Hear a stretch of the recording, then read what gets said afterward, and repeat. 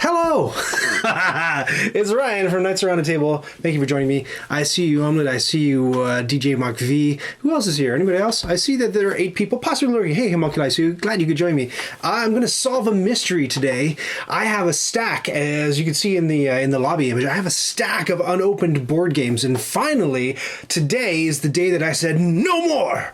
I'm going to open the X number of them. It depends on how yappy I get, but I am going to start digging through them and opening them. I know unboxings aren't necessarily the most riveting thing that you can spend your time watching, but hey, this is me. This is Knights Around a Table. I try to make everything I do entertaining. But first, I'm going to solve a complete and total mystery. This is the lead, as they call it, in news media. Not that this is anything like news media. This is more like Fox News, where we're not really a news organization. We're more like entertainment. But we call ourselves Fox News anyway. This is nothing like Fox News. I've got the Lost Ruins of Arnak expansion, and I already know what's in here because Omelet was kind enough to take a picture and show all the guts splayed out. But the mystery that I want to solve is this. I have... this is the base game, Lost Ruins of Arnak. So Expedition Leaders is an expansion, which recently came out, and I got my grubby little mitts on it.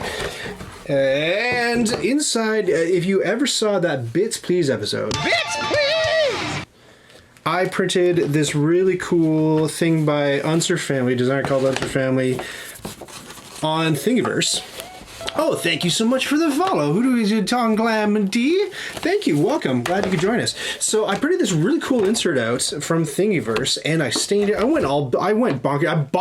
I bought 3D printers for this. Also, I just noticed that when I switched to the overhead camera, this is goofy. My name is up at the top. It doesn't matter. Nobody cares. Right. Back to this. So I printed this from Thingiverse, and I bought like printers to do it. I already had the resin printer, so I resin printed the cool little first player marker, and I painted it all up. And then in the skinny box here, if you slide it open, if you saw the episode, you saw all this stuff before. Look at that cool staff. I resin printed that. And then I didn't realize that you couldn't really do boxes all that easily on the resin printer, or there was a lot of waste. Like with resin printing, you have to print supports for everything, and by the time you crack all those off, you're wasting as much plastic as you actually used in the piece. So I bought an FDM printer, which is the kind that I think most people are familiar with. It goes, it's on a big XYZ axis kind of thing, and it builds from the bottom up. So that's what all these boxes are done in. But what I really wanted to know is whether the guts of this will fit in here. So let's crack open Expedition Leaders and finally answer that question. I see you too, Ryan, says DJ Mach V, who's not feeling very well today because he went out and maybe partied a little too hard. Is that what you said, DJ Mach V? It's the, is this the... Is this the end of Romper Room? She does do that at the end, doesn't she? She looks through the mirror. I see Billy and Tommy and Susie. And if you've never seen, there's an absolutely fantastic outtake from Romper Room where, I don't know if you remember Purple Panda. That was one of the characters on Romper Room. But they take Purple Panda around to different kindergartens. And so I forget what the postman's name is, but he's in the kindergarten. He's like, he's this nice old man, this actor. Oh, I brought a friend. Can you guess who it is? And all the kindergartners in unison go, it's Purple Panda. And then the guy in the Purple Panda costume, guy or girl, I don't know, Purple Panda walks through the door, and the kids are so freaked out by it, they all start screaming and crying and like running away. It's hysterical. It's one of the funniest things I've ever seen on the internet, and that's really saying something. Purple Panda's face, I think it's a design thing. He kind of looks like a skull. You know how pandas have those big round eye circles? Anyway, he looks horrifying, and I don't blame the kids for running away. Hi, Omar. Good to see you. We're just talking scary Purple Panda. All right. Here's what's it. This is a MOTS expansion, M-O-T-S, more of the same. So you're getting a lot of what you already have, but like just with different stuff on it. So I don't know what he's about. He's the gray guy. You get a gray. Thank goodness. Like, are we gonna get the gray guy? You sure are. Here, this is a poster, I guess, for your locker. Wishful thinking, gang, check games, and then an ad for their other stuff. That's all right. I love the artwork in this game, so I shouldn't really complain that there's more of it and bigger printed. And here's a rulebook for the expansion. Fine. What else we got? We got a couple of extra player guides. Because there are new icons in the game. And we got some punch boards. Let me dump all that out. Now, everything's fitting. Hold on, let me bring in the base game with this fancy thing going on. everything's fitting reasonably tight to the top. So if we're adding a whole pile more boards, I can already see that being maybe an issue. I don't know, like, look, it's pretty tight, right? And we're just up, maybe there's like a millimeter more clearance there to add more boards, but I think there are 5 or 6 more boards to add. So already it's danger zone. Danger zone. I did party a little, yes. DJ Mogfi. What are we voting on? I still don't know that the poll is fixed for voting. The Touch Portal went and released a new version of the software and then broke everything that I had painstakingly sweated and toiled to work. So here are the new boards. I always wonder why, if it's... Oh, I see. Oh, no, I don't see. Oh, because it folds maybe. Like, if there's a rectangular thing, why is it die cut? Can't you just... I don't know how machining works. But the deal with Expedition Leaders is that there are 4 or 5 different, or 6 I think actually, different people, and it adds asymmetric player powers to the game. So everybody plays a different character and they've got a different ability. What are those abilities? I don't know. Maybe Omelette can tell you. It's more the same, but the asymmetric characters are a game changer, says Omelette. Omelette, have you played this yet? Because I'm planning to play it on Tuesday on stream. Possibly with Cheryl, possibly not. This is the first time in a long time, I think, that I've streamed alone. I used to do everything on this channel alone, and now it feels all weird being by myself. Here's the other thing, too, that I was a little bit nervous about, was whether or not there was room in the... Oh, thank you very much for the follow. Scuba Scones. That's a cool name. Scuba Scones. They get a little bit soggy. Hope you don't mind. I was nervous that, let me see if I can get all this on camera. I was nervous that the Guardians wouldn't fit at the top of the Guardian boxes. So let me just bring the Guardian boxes out. Look, already, like, level 1 Guardians packed to the gills. And then, yeah, same thing here. I'll just bring this box out. So I think I can already answer the question that no, this is not going to fit. So super poops to that. And this is even like, oh, shoot, I should put that back in. Let's see what kind of clearance we got when we got both of them in. Look, it's only like a millimeter, but we've got all these different Guardians to punch out. So not going to fit. What a bummer. What a total bummer. There is some room in the level 2 Guardians one. No, that's not level 2 Guardians. Yes, it is. Yes, it is level 2 Guardians. Get out of there. This is the one thing is, without sanding it down, the boxes get a little bit sticky. They don't come out all that well. Which, of course, you know, you want life to appear perfect, so you don't mention that in the video. All right. Let me punch a few of these guys out. How many are there? Level 2s, there are... Look at this artwork. It's amazing. Oh, giant wasp. The thing from Up. Kevin, or whatever his name is. And you got, like, Human Centipede over here. Crabman from My Name is Earl. And then down here... Death Pangolin. This is turning into a little bit of like a King of Tokyo kind of situation. Okay, let's just see if those new guys will fit in here. Yeah, just. But of course, the new oneers will not. Let me pop those out. We catch up. Yes, I've played on TTS. Oh, you haven't played your live copy yet, Omelette. You weren't alone. You have us watching your every movement. That insert is amazing. Yeah, isn't that insert amazing? That's why I'm a little tiny bit bummed out that it's not all going to fit. And it's not like, okay, we'll just go redesign it so that it does fit. I just don't know if there's even enough room in the box for everything to fit. So there's some new idle tokens, and one of the boxes in here fits the idle tokens. But the big problem is, look, this situation, there's 4 new level 1ers, sorry, 3 new level 1ers at least, and like, yeah, ish, not so good. And then this one,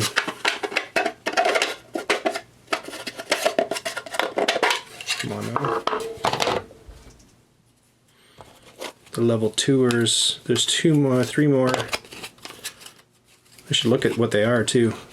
Such pretty, oh, look how pretty. Look how pretty. It's so gorgeous. This game. All right, and they're just gonna spill right over the top. So that's it's about 2 tiles too high in that one. Boo. Boo. You're gonna be hearing a lot of house noises, by the way, during this one, because Cheryl's busy bustling upstairs. She's of half Ukrainian descent, and she missed Ukrainian Christmas this year. Usually we mix up a big old batch of pierogies and cabbage rolls and shish kebabs, but we missed it this year, and so now we're just going to make up for lost time and do it today. There's another asymmetric player board. I wish I liked this game, says DJ Mockme. There are other games. I'm going to talk about other games, don't worry. Scubascon says, I'm excited about the asymmetric stuff. The base game felt a bit tired sooner than I would have liked. Okay, fair. Totally fair. We played it a bunch. If you join us on the Discord server, by the way, Scubascon and anybody else who's watching, we played it a bunch together on BGA, Board Game Arena, and had a good time with it. But I could definitely see it getting a little bit tired. So this, I guess, a new staff, which means maybe there's enough room in this box here to have two staves. So maybe I need to, print another one out. But there's also, the designer made room for all the stuff that got replaced. Let me just show you. I'm going to make such a mess on this stream, it's not even going to be funny. Not like anything on this stream is funny. Yeah, where is it? Where is it? That's these. That's those. That's that. Well, there's a box that has... yes, I remember. It's the one with the score pad. So we take the score pad off. On my scores for the game. I played this one a bunch. More than most other games I own. We do that and we take off these are the first player, or solo player things. Look! I don't think there's even room to put the new staff in there, but let's just see. Take the clock off, put the staff in. Look, it's the same cut, but then, yeah, you won't be able to stick. And that is the sound, ladies and gentlemen, of my furnace, which you're hearing because I'm not allowed to shut it off because it's very cold here in Canada land this week. So until it gets maybe closer to 0 or above 0, unfortunately, you're going to be hearing that blustery fan noise from my furnace. Scuba, says Poppy, is a very good game player, but I haven't played him in Arnak yet. Oh yeah? Scuba, what would you say is your best game if it's like, don't mess with me at blind? For me, it's any word game. Like, I'm a pretty decent hand at hardback, I think, but pretty crappy at everything, every other game I play. I play a lot on stream, right? And you get streamer brain. This is my excuse. And you can't, it's really hard to focus on the game. When I play not on camera, I think I do a little bit better. There are new assistants. One of them looks like this dude with the pickaxe. One of them looks like old guy with a book. And one of them looks like Riker from Star Trek. I don't know. And there's no room for that. Oh, maybe there's a little bit of room. Let's see if we can squeeze him in. Sort of. Not really. I'm going to lift that up and show you. Yeah, like just the right at the brim of that. These new tokens, I don't know where these are supposed to go. And there's a new briefcase, which I could definitely see Unser family wanting to model a whole briefcase, because he apparently has. Oh no, there's one more. There's one more leader. We were just at the breaking point, and now we're over it. Nuts. What am I gonna do? It's the definition of first world problems, I think.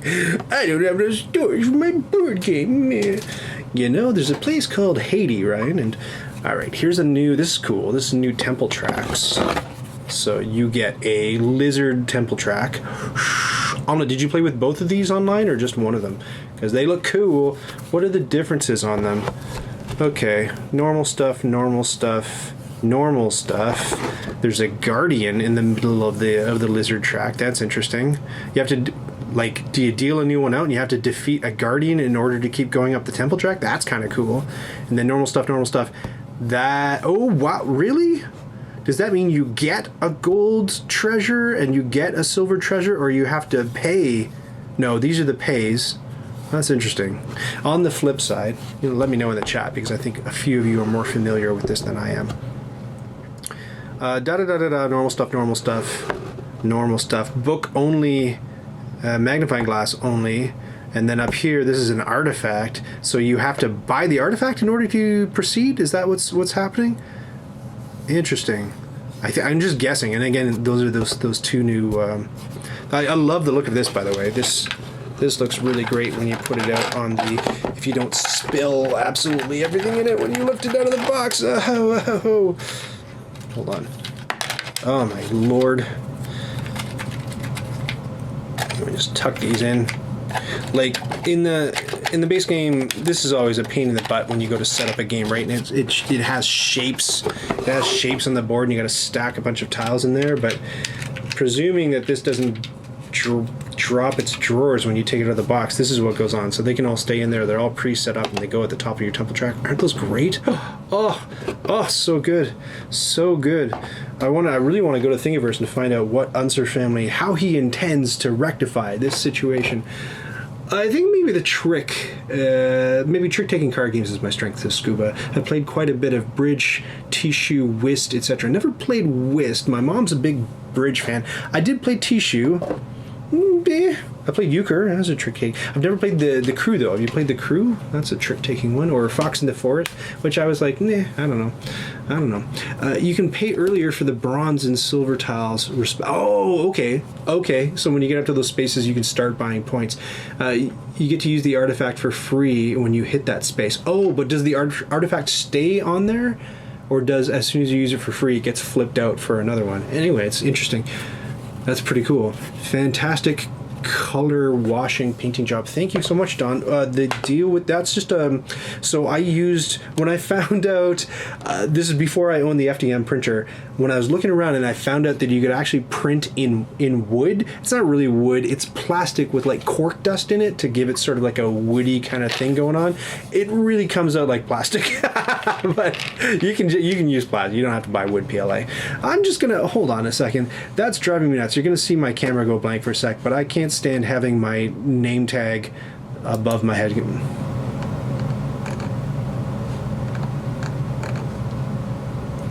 Do I know how to fix it? Hold on. I do know how to fix it. There, that's a little bit better. All right. Yeah, wood. And then I did a wash with, was it paint? I believe it was paint. One thing I will caution you about, though, this happened to me, this might not happen to you, but these little runners are a pretty thin thing, so I'm going to have to redo my jewel box. I redid the graphic. He had like a normal looking jewel on there, but the jewels in this game, as you know, are not normal looking at all. So I wanted something that more reflected the shape and look of that component, so I did that. I believe it was a brown watered down paint wash that I did on it. I don't know, check the episode. But again, look at the runner is snapping on this one too. And then here I took shoe polish, and these are pearly white when you get them when you buy the game, but I took shoe polish and rubbed those, and that's a really cheap, I believe it was shoe polish, something like that. Well, no, it was stain. It was wood stain. So I used wood stain to sort of grimy these up, and they look really cool because the wood stain, seeps into the little recesses of the tablets. I think it looks awesome. It looks better than the white ones. And I thought the white ones looked pretty darn cool. Ugh, costume malfunction. There we go. Wait. What is this guy's name now? Wait, what are we talking about? I played whist in the topiary garden with 2 members of my gentry. Was that an obsession? Yeah, the crew is great with the right group. Wasn't into Fox in the Forest. Yeah, Fox in the Forest. And then Fox in the Forest Duet came out, and I was like, nah, that's good. I'm good. I grew up playing contract whist a lot. There's contract whist, just like contract bridge. And bridge later on when my brother and I were older. Yeah, my mom always goes on about like how complicated board games are. She's like, I can't wrap my mind around them. Anyway, off to bridge. I'm like, what? You play duplicate contract bridge, Mom, and this is too much for you? It's odd. Oh, it's still up. Rui, Ryu, Ron, namesake for Castle of Burgundy. I don't know what you're talking about, but that's fine. That's fine. I can be lost sometimes. And then the other thing I wanted to point out with regards to this, here's a new resource board. Oh no, is that a new solo mode board, I think? Looks like it. Yes. Pretty cool. That guy looks so cool. They put him on the front of the box, right in the middle. He looks awesome. He's like a Sherpa looking kind of guy. So the other thing I wanted to point out was I sleeved this. Hold on, let me punch these out. Make sure you ever catch your heart in your throat when you're about to throw out like the punched cardboard, and just make sure you do a quadruple check to make sure you punched absolutely everything out. Hate to miss something. I'm just gonna throw it all in the box. It's all that's suggested in the Discord server. Okay, that one's empty, right? He's like, yeah, okay, good. Empty. I'm gonna make such a mess. Great. All right, and then card. We might as well take a look at these cards. Is there a rip strip? There is. Oh.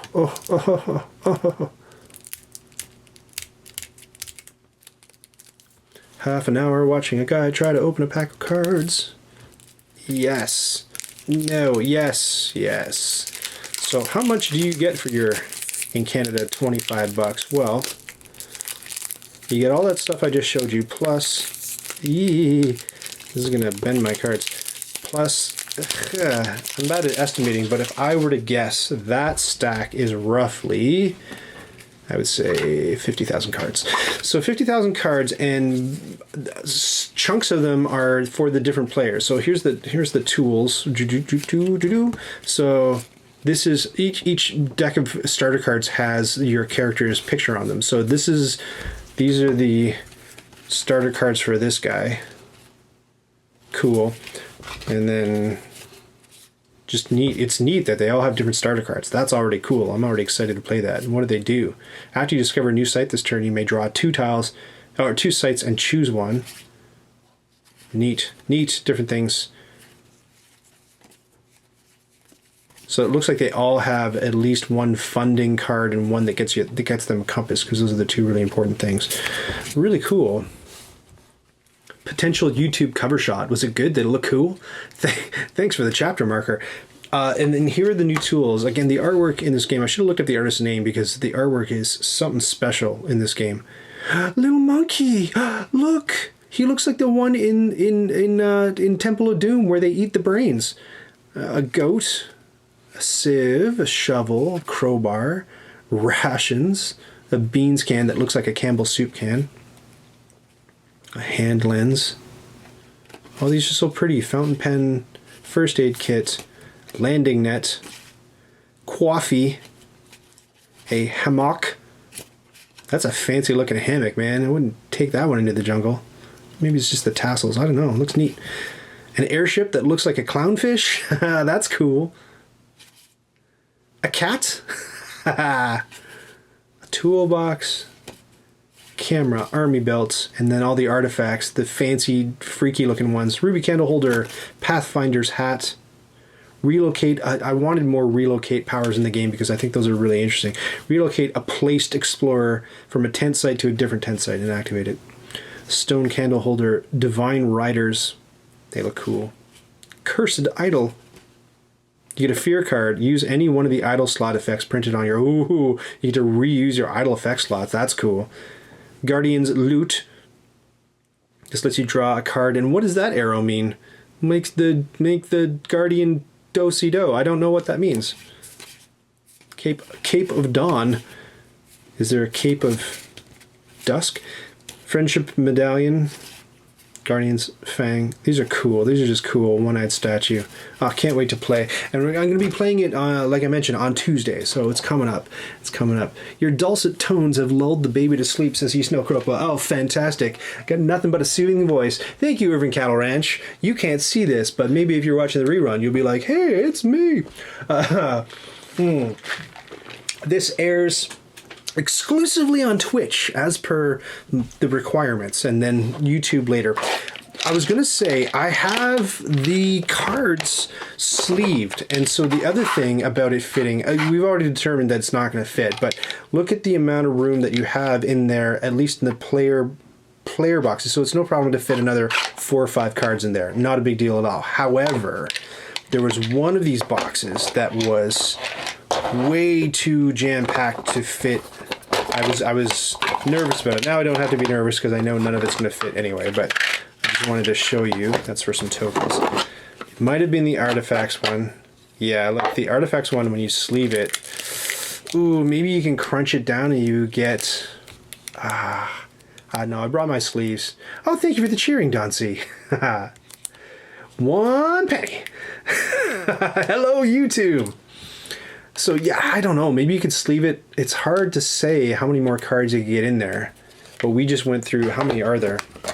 Well, let me just take them unsleeved and stick them on the pile and see if they will fit just like that.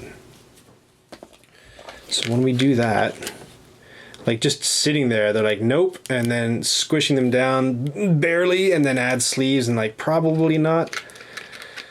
Oh well, back to the drawing board. Unser family or anybody else who wants to take up the mantle. I could see being Unser family having designed this awesome insert and then the expansion comes out and he's like, well, shoot, that's me done. I'm not gonna touch it anymore. Forget that. I don't know. I have to get this all off the table though. Excited to play though on Tuesday. And you'll see this insert again.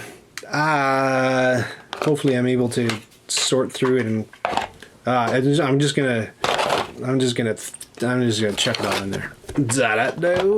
Usually when I finish unboxing videos, there's a knee-deep pile of trash next to the table. Oh, that I don't want to. One thing I should have done too with this insert is sort of print out some sort of like chart or map explaining how to put it all back together, because I'm getting better at it, but I forget every single time. Slows me down. This is all meant to speed you up, right? We'll stick it in there. You get rammed in there. Gray guy, you're there. This thing. Barf. Oh, Rama. Let's get it off the table. I'm gonna make it his wish after all. Yeah, we're gonna totally Eric Martin it. Eric Martin is now an immortal part of board gamedom. When I die, which should be very shortly, I want you to make me a promise. I coined the term peekaboo powers, and I want you to start calling it that. Go to knock on Board Game Geek's door and like, look, in order to honor Ryan Creighton, although he did die a bit ignobly, but he was posthumously cleared of all charges. What I want you to do is I want you to call the stuff that you see in like Terra Mystica, where you've got powers on the board, but they're covered up by wood pieces, and then when you play those wood pieces, you uncover the powers, call those peekaboo powers, put them on the site, and just like Eric Martin is known for sweeping all the garbage, all the board game components into the box in a big heaping mess, Ryan Creighton will be known for peekaboo powers. Not for inventing them, for coining the term. All right, off we go. Gotta be known for something. Do you? Maybe not. Everything crumbles. I got a whole bunch of other things. What would you like to see? You saw the lobby picture. Let me just throw them all out here. I got this thing, and I got the other one of that thing, and I got one of those things, and I got this guy, and I got what else did I got? These have been in shrink for the longest time, Billy Joel style. I've got 3 copies of this one, and I'll explain why in a bit. And then I got this thing, and I'm hoping that the heat is finally off of this thing, because like the moment after I got this thing, the designer Daniel Tashini basically pulled I have black friends, therefore I'm allowed to say and got promptly canceled on Twitter. So I was like, I don't know, maybe I'll let Tekhenu just collect dust for a little while until the heat's off. Hopefully now the heat's off, although I did just inflame it by stoke the fires by mentioning that incident. Wingspan, says someone. Great, okay, let's do it. Wingspan. Why do I have 3 copies of Pendulum? There was a little bit of a mix-up with Stonemaier Games is all. Let's get the price tag off of there. That's tacky. $27.95 Canuck bucks for Wingspan Oceania. All right, and these, I think you can already tell me whether they fit in the base box together. I think they will, but just, and I think that, well, let me just open it up and tell you what's going through my brain. I have the base game over here. Here's a base game. Oceania has some amazing birds. They don't fit. Oh, they don't fit, says Arnak. Yeah, that's why Stonemaier Games is putting out a big dumb box for dumb dummies, which is what I like to call when they put out like an empty box. Because buy this empty, there's not even a game in it. No, you gotta go buy games additionally and put them inside the empty box. So they're doing one of those for Wingspan so that it fits this and it fits this. And I think they're planning to release, I think, 2 more expansions, correct me if I'm wrong, at least 2, which are going to be mostly cards, they say. So, well, let's just take a look at what's happening inside the box right now. It's a little bit of a squirrely, horrible mess. And it really drove me nuts, by the way, that Stonemaier, there are 5 different food types, and they give you 2 of these containers. So, yeah, that inflamed my OCD just a smidge. Not that I have OCD. What are you saying? There's semi-premium sleeves, but what are we talking about? Sleeves? Sleeve Kings? The sleeves that I have, that I used with Arnak, I think I used Ultra Pro, but then I went and I grabbed the sleeves from my old sleeve thing. Oh yeah, these are the Ultra Pro ones. And these are, I was using Mayday ones. I think those, were those not very good? I can't remember. I don't know what the heck these are. I think these are Ultra Pro as well. And then these mini cards. It's really hard, like, there's no real standards to board game cards, and it can be hard chasing down sleeves. If you go to a card shop that just does like collectible card games like Yu-Gi-Oh and stuff, you'll say, hey, can I get some card sleeves? And they'll say, what size? And you quote like some weird millimeters times millimeters, and they'll be like, no, we got big and we got small. Like, well, how big is big? Like, there's only like 2 sizes with the collectible card games crowd, and then with board games, it's like all over the place. Messy. Why do I have 3 copies of Pendulum? The reason is that I purchased this for Cheryl for her birthday. This is her copy of Wingspan over here, the base game. And I got this, not for her birthday, for Christmas 2 years ago. Still in shrink, can you believe it? And then I also wanted to get this guy, and so Stonemaier they had a situation with Pendulum. People got annoyed at them for their review copy policy. I think they basically said, we will, what did they say? I want to make sure I get it right. Oh yeah. So they said to potential reviewers, people like me, but not like me because I don't have really a relationship with Stonemaier Games, but people who did, they said, okay, here we got a new game coming out. It's called Pendulum. We want you to buy it at full price, and then if we don't sell out all of our copies, then we'll give you a discount. I think that's what they said, or something like that. And people are like, what are you talking about? That's crazy talk. And enough people complained to them that they did a mea culpa and said, okay, all right, forget that was a bad idea. We'll just, anybody who wants a copy, we'll just send you a copy. So I had never received a review copy from Stonemaier for anything, so I wrote and said, sure, I'll take a copy of Pendulum. So they sent a copy of Pendulum. So I said, while we're talking, could you send a copy of this thing? And they said, sure. And then they sent me a copy of Pendulum. But it didn't arrive, and I think that's what happened. Then I wrote them, and it had been like, oh, the very first one didn't arrive. It had been months and months because shipping's all wacky. So I wrote to them again and said, hey, it's weird. That copy of Pendulum never arrived. They said, oh, we'll send you a replacement right away. So they sent me the replacement right away. So I got the replacement, and then the original one came like a couple days after. So I wound up with three copies of Pendulum, one of which we'll be opening finally on the stream today. We're talking about card sleeves, right? Plus, King's going to be good. Yeah, yes, card sleeves. Arcane Tin Men are my favorite. I've never heard of those. So, Pendulum giveaway. I would have done a Pendulum giveaway, except I live in Canada, and this is something I guess maybe if you're from the States you can't super appreciate, but shipping in Canada and flying in Canada, if you fly to the States, you're fine. If you fly anywhere within Canada, we drive down to Buffalo from Toronto in order to get cheaper flights out to other places, because flying and shipping, just transport and shipping in Canada it's ridiculously expensive. It's just, there's this crazy premium to it. So it would, okay, and here's what happened with Pendulum. I don't want to slag off Stonemaier Games too much, but let me just get Pendulum on here so we know what we're talking about. So, Pendulum. They had a day when, so publishers, they have people pitch them, right? Game designers pitch them, and they sort of look at their games and they maybe workshop them. It depends on how much work each publisher wants to do. But basically, they have a bunch of games that are in queue that they could publish, and what Stonemaier did, I come to understand, and anybody who's close to them, correct me if I'm wrong, but what they did was they had a bunch of playtesters and, Stonemaier, I don't want to call them Stonemaier groupies, but they were fans of the publisher. They came in and they said, okay, of all these games that we're looking at and thinking about publishing, which one do you think is the best one? And the overwhelming majority from all the playtesters, they all said, oh, Pendulum, do Pendulum, it's awesome, you should publish Pendulum. So Stonemaier's like, okay, cool. So they published Pendulum. And Pendulum didn't do so well. Pendulum completely bombed, I think it's safe to say. And again, if I'm wrong about that, please let me know. But I'm pretty sure Pendulum fared very poorly in the marketplace.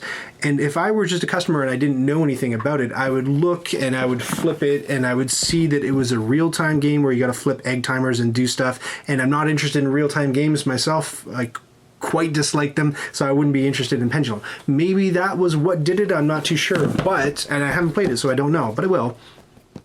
But I think that was the situation with Pendulum. Now, a Pendulum giveaway.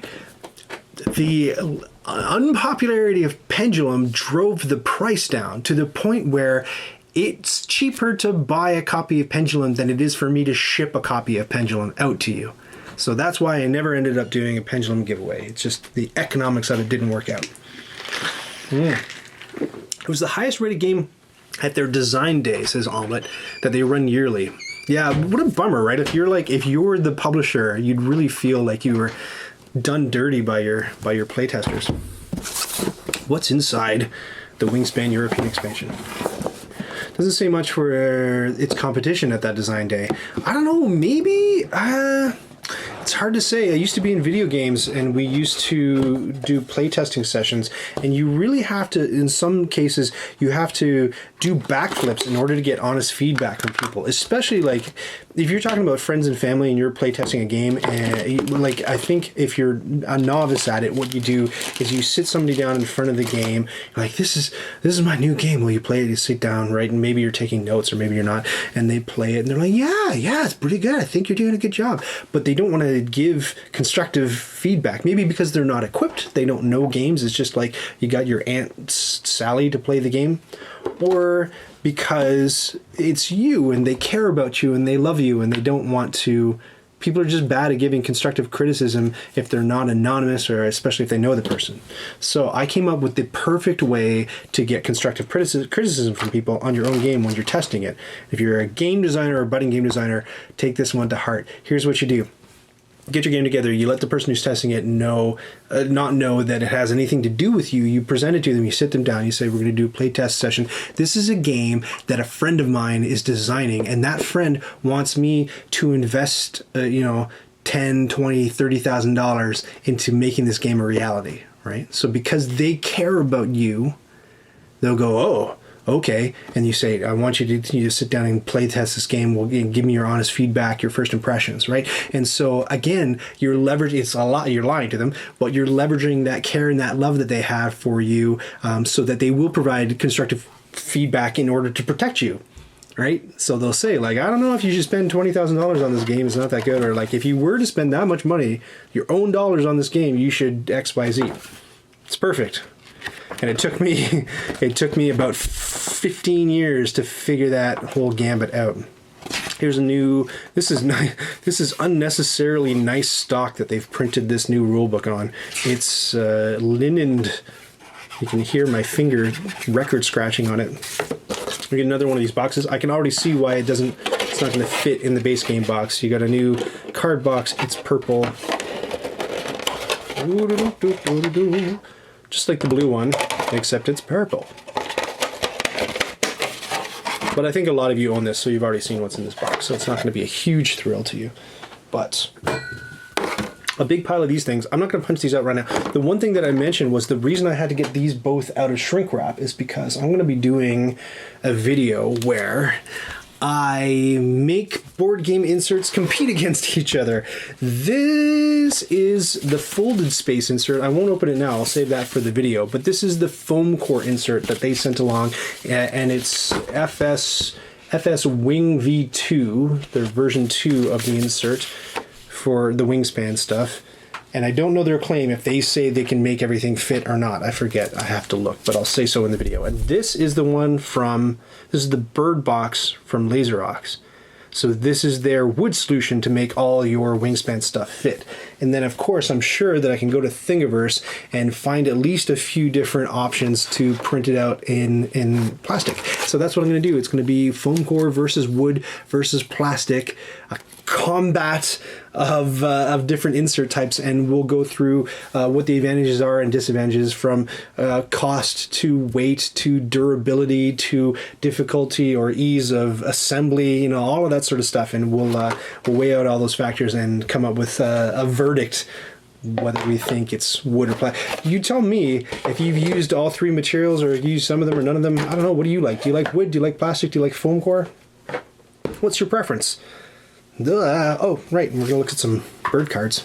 Something about Wingspan makes me want a wood insert for it, though. I can appreciate that. I know people are printing out plastic versions of the bird feeder dice tower that it comes with to make it look a little bit more textured and more like wood, which I can appreciate. But I guess you could build your own out of wood, too. So these are the European birds. They all drink tea. Dirty, dirty, gross tea. Lovely birds, the carrion crow, the griffinville. Oh, here we go. All right. Settle down, everyone. I'm going to read you some bird names.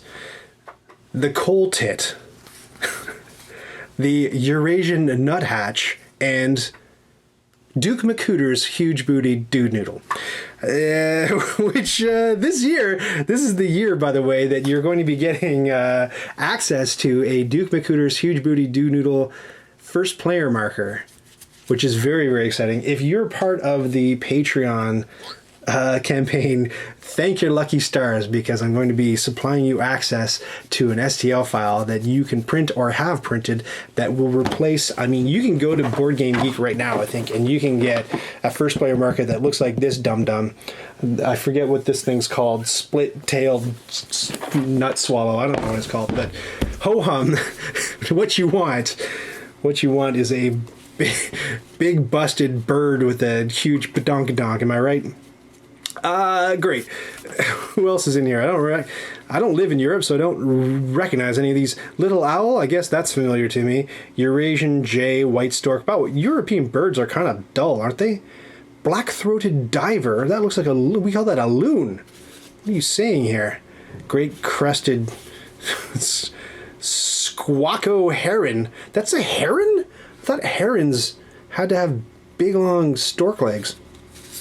What do I know about birds? Very little. I think the Oceania birds are going to look a little bit more interesting, because at least we have the kookaburra there. Yeah, these all just look like posh versions of the North American birds, don't they? The hawfinch. The blue throat. Nightingale. Yeah. European bee eater looks kind of interesting. And they all have different powers and things and stuff. I'm sure it's fine. Wingspan, not my number one game, I wouldn't say. Not my number two either, but it's fine. It's fine. My family likes it, so I think, like I said in my top 10 video that I put out in January, I am more likely to gravitate towards games that people will play with me, and that's Wingspan. If they say, what do you want to play? And they say Wingspan, how can I complain? Sure, we're playing Wingspan. It's fine. This is fine. Yes, they do. They drink tea and they wear monocles. Exactly. Oh, there's more. Oh, what is this crazy camera angle? I don't even know. You can see when you transition. Ooh, oh, it's gone now. Bonelli's eagle, Montagu's harrier, the common buzzard, the red kite, the Eurasian hobby, the hooded crow. Oh, the rough. Look, that guy's got big pimpin' style. Look at this guy. He should be walking with a cane. Smacking biatches. Where's my... Anyway, pimp jokes. Talked about getting canceled. Da-do-do-do-do. And then a bunch of different goal cards. Cool. That is that. Purple eggs, did I mention? Purple eggs. Purple eggs. Cool. Well, not cool, but you know what I'm saying. And I think hopefully with Oceania, I would be hoping that I see some penguins and kookaburra. I guess kookaburra is on the cover, so you're definitely going to get a kookaburra. And I want to see a galah. What else do I want to see in here? Any freaky birds I can think of that are going to be in here? Oh, flippin' ostrich is going to be in there, right? Should be. No, you're not alone. I love the trays. Am I alone in liking those little Stonemaier trays? No, the trays are great. My complaint wasn't about the trays. It was that there's 5 different kinds of food and they give you 2 trays. So it's not like you can like go ding ding and put half the food here and half the food there. You got to have like 3 types of food in one and 2 types of food in the other. So either give us 3, I don't know. Right. But they remind me of the Game Trays ones, except they're not divided. So Game Trays with a Z is a company that makes custom trays for publishers, and they do have a couple of products that are just like you can just order them on the Board Game Geek store, and they have one that's like split diagonally down the middle like that, and then they have one that's 3 compartments. So, water. You guys drinking water?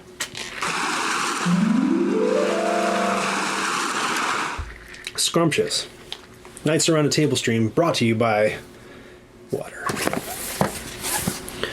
They don't pay well, I gotta say. It approaches $0, but same with YouTube and Twitch. So, here we go. This is heavier. This is much heavier than the European one. Box fartometer. We haven't done that in a long time, have we? Does it even work? Box fartometer not working. That's fine. It's a 0 anyway. Again, this linen paper, much more of an instruction booklet with this guy. Is this much more complicated, or I don't know. Bird powers. Oh, these birds look freaky. These birds look like we've been on an island called Australia for millions of years, getting all kinds of weirdo adaptations. I'm going to put the cards to the side. Here's another score pad, some extra food dice, a silica gel packet. Don't eat this at home. But I use these now for my 3D printing boxes. You have to keep your PLA, the plastic that goes in your printer, dry, so I dump all those in the printer boxes. Yellow eggs. You can get fancier eggs too. Maybe on the Board Game Geek store. I know at least one aftermarket company makes speckled eggs for Wingspan, and I can see like birders going crazy that like, the yellow-throated thrush monkey doesn't lay yellow eggs, because it doesn't matter which egg colors you put on which birds. So I can see them. I don't know if they want egg accuracy in their game of Wingspan. There's a lot of pink tokens. A lot of new tokens. They remind me of the pink tokens in Race for the Galaxy. I won't punch them. That will make a mess. And whoa, that's where all the weight's coming from. Look, you get new player boards. New player boards in this 4-year-old game that everybody knows what's inside except me. I've never looked. Zah. Dark mode. Wingspan after dark. All the birds take off their feathers. I can't promise that happens, but it's got those pink tokens printed on it. Can you play with this expansion and the original boards? Because the original boards are a lot brighter. This looks like it's a little bit spooky. This looks like the birds are gonna get me. I don't know. Let me know. Box fartometer system error. It's true. New dice for the nectar, right? The pink is nectar. Walmart has a gasketed storage bin that latches closed. Small area control game with the pink nectar. Oh, that's what the pink nectar does. You can, but you'd have to take out the nectar birds. Oh, you would? Like, you absolutely need that printed on. What else? Oh, right, because it shows when you place a bird down in water world, you get nectar or an egg. I see. Okay. Fair enough. It changes the feel of the game. Those original boards were so gorgeous, so rainbowy and pretty. That's all the stuff in the box. I'm going to put it back away. Oh, wait, but let's look at the birds. That's what you came for. The birds. The boys. Whew. All right, birdies. Look at this weirdo. All right. And if I were to estimate, which is a skill I don't possess very readily, but, you know, when people come to an unboxing stream, they all want to know how many cards are in the deck, Rye. Fine, I'll tell you. It's 50,000. I just realized what that weird shot is.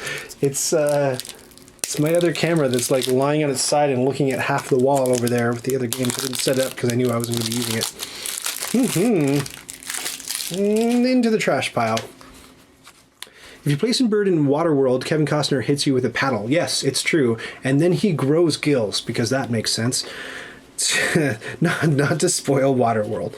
But talk about pieces of entertainment that are many years old that you should be up on by now. Zebrafinch, those are cool. Brolga, that's a real thing. See, that's what I think of when I think of a heron. Heron looks more like that. Brown falcon. Oh, look, a budgie. It's a budgie. Adorbs. Oh, and a cockatiel. I'm sure, are there going to be parrots in here? Or is that a South American thing? Eastern rosella. Eastern whipbird. An emu. Very good. There's the galah. Lovely. I can't do an Australian accent, so I'll just do my crap British accent. Kelp gull. Caribou. I've never heard of that. That looks neat, though. That looks like a rave pigeon. The laughing kookaburra. Love the kookaburra. Look, its head looks way too big for its body, doesn't it? Looks like a fake bird. Looks like somebody didn't know how to draw a bird properly, and God's just like, nah. You know. Like Donnie the angel. God, you're not going to put Donnie on the kookaburra on you. No, he'll do an okay job. And then and then this thing happens. All right. Oh, little penguin. I didn't even know there was one called a little penguin. Do they have fairy penguins, or is that what a little penguin is? Oh, like penguins. Yeah, these birds are way better. Oh, musk duck. Gross. Ew. What is that? What? Let me guess. Wait, if I know anything about nature, I think I know what that is.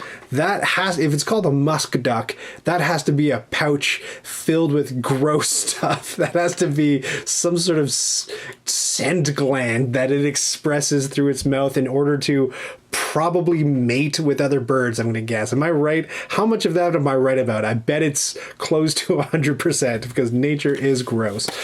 Okay. Pesquet's parrot. There's a parrot. Oh, look at that one. Beautiful. I love those ones with the long tails. Yeah, these birds rock. Sorry, European birds. Look at this guy. This bad hair day bird. Didn't he pioneer the wall of sound for Motown? Okay. Did he organize the rumble in the jungle? I don't even know my box. Did Don King? It's a Don King reference. Anyway, I'm trying my best here.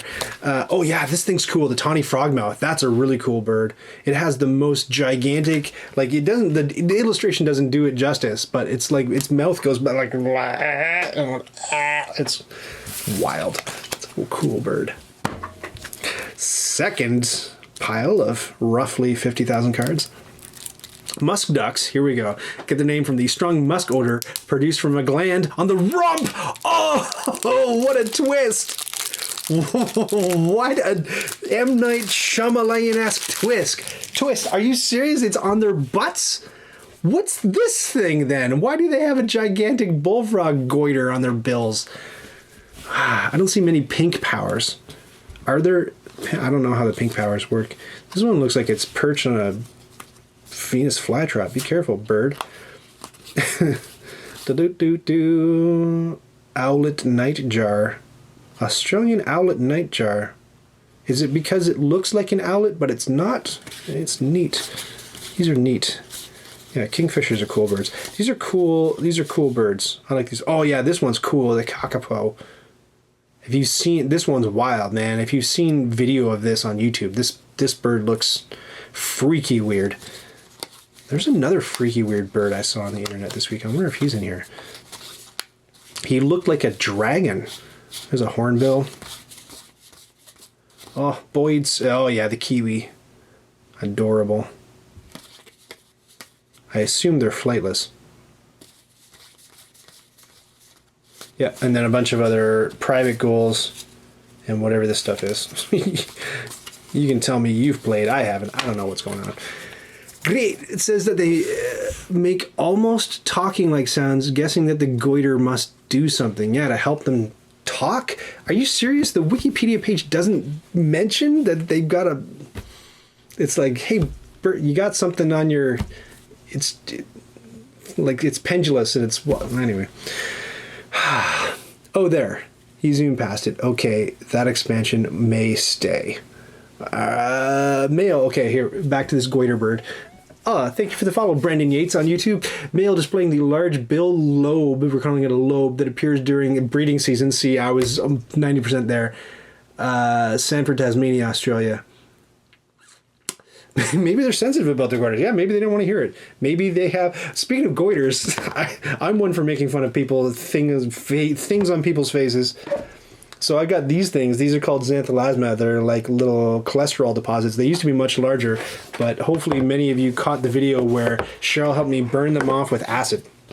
They'd come back a little bit, which I knew was a problem, which is why I didn't want to spend hundreds and hundreds of dollars getting them excised. Or we have free healthcare in Canada, but if they determine something is... I'll tell you interesting stories about gross eyelid stuff. If they determine that it's a cosmetic change, like it's not impeding your life in a significant way, then you have to pay for it in Canada. That's how it works. So I think that you could make the argument, like, you know, I'm going on camera all the time and I got these weird things in my eyes. It makes me feel bad about myself. So can we get them done? No, they'll still make you pay. And the optometrist was even telling me, the optometrist who originally referred me to a doctor said, like, elderly people, their eyelids droop as they get older. And they said in order for the Ontario, the Ministry of Health to determine that you can get the eyelid surgery done for free, because they do like an eyelid tuck, they cut or pin or do something to your eyelids to get them up out of your eyeballs. In order for the government to pay for that, the eyelids have to droop so low that they cover over 50% of your vision. Like, that's madness, you know. I think, you know, 40% you're going to be wanting to jump off a bridge, I'm sure. Why am I saying this? Right, so she refers me to a guy, and the guy's like, oh yeah, I can cut those out, no problem. I said, what's it going to cost me? He said $900 or something like that. I forget. I'll have to go watch my own video to figure out how much it was. But it was lots. I didn't want to pay it. And I said, yeah, but like, I've read that they recur. And he said, oh, no. None of my patients, it hasn't recurred. I'm like, I don't know, man. Like, I read stats. Like, how many people have you done? Oh, like, he was cagey about numbers. So like, his patients, none of them have had it recurred, but maybe he did 2 patients. I don't know, but he wanted like all kinds of money to do it. And I was like, I just can't. Not if they're going to recur. That's no good. And I said, I tell you what, too. I said, what does the scar look like? He's like, oh, it's nothing. I said, yeah, but how much is nothing? Like, I'm going to pay $900. I want to know what your handiwork looks like. I said, do you have pictures? Oh, no, I can't show you pictures. I said, why not? Why can't you show me pictures? Oh, because of patient safety, patient privacy. I said, yeah, but I've seen other like plastic surgeons work before. They've taken pictures of their patients and they put, you know, they blur out the pupils or whatever. Or they crop it so you can just see the part that you're supposed to be looking at. No. Patient privacy, can't do it. Like, okay, so you want me to pay you $900 sight unseen to do work on my eyes on a thing that might recur, and I don't even know like how bad the scars are going to look. He's like, yep. I'm like, well, okay, see you later. And the rest of the story is that I just went to Amazon and I bought this tube of acid goo, and Cheryl put it on my eyes and we burned them off quite successfully. They stayed away for the better part of a year. Now they're coming back a little bit, but you know what's cool? The tube cost me about $30 and there's a lot more goo left in the tube. So if I have to do this annually, that's fine. I'll do it. I just wouldn't want to pay $900 every single time they crop back up again. You know what I'm saying? That's the update on my eyeballs. Goiters on ducks. What do we do? We're going back to 50,000 cards again. Mixed-all is super easy. Just riffle shuffling a stack of 50,000 cards. Are we talking about the Wingspan ones? Can the Wingspan? That's the question. Can they be added to base game cards? Yes. Apparently the answer is yes. I'm hoping the big dumb box for Dumb Dummies has room for the shuffler machine. There's an interesting board game topic. Hands up in chat who uses a shuffler machine. Because very early in my hobbyism for board games, I looked into them, and everywhere the report was that. Now, we've had these machines, like, when were they invented? Oh, thank you so much for the follow, Dalton87 on YouTube. When were those machines invented? It must have been in the 1830s, because they're not very complex at all. So we must have had them for at least a few hundred years, right? These have to go back. And people were saying, oh no, don't use them, because they'll mangle your cards. They'll mess up and they'll fold a card. And when you fold a card in a board game, like I did the other day with that, what were we playing? I messed it up. It was, with Rococo. I freaked out and bent the corner of a card. And it's like, well, there's no other card like that in the game. You just wrecked your only one. So people said, yeah, don't get those shuffling machines because they're going to bend or fold your cards or like chip them or wear them down or whatever. Who uses them? Who can confirm or deny? I want to talk to somebody individually. I used to have one, says Ekin Coker. They're not the greatest, but tell me why. Tell me why specifically. Do they have goiters? They work great in casinos, but not for my game cards. Yeah, well, so the difference with casinos is that if you break a king of spades, you just go get a new pack and there's another king of spades in there, right? For with a board game, obviously, you're going to have to pay another $60-$70 to get the game. The weird thing about a deck of 50,000 cards is when you shuffle it into another deck of 50,000 cards, it's still a deck of 50,000 cards. That's scientifically correct. It's a phenomenon that we haven't fully comprehended yet.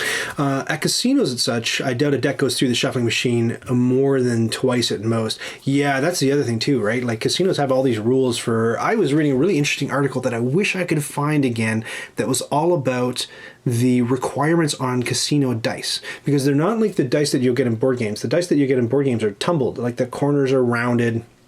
They've been through a machine to soften off all the curves. Or the edges. In a casino, they are planed, and all the edges are really sharp. You pick up like a handful of casino dice, and they'll like cut you. Like they're really pokey. The corners are really pokey. Like toss them at craps or whatever. And that is something about accuracy. They're also weighted.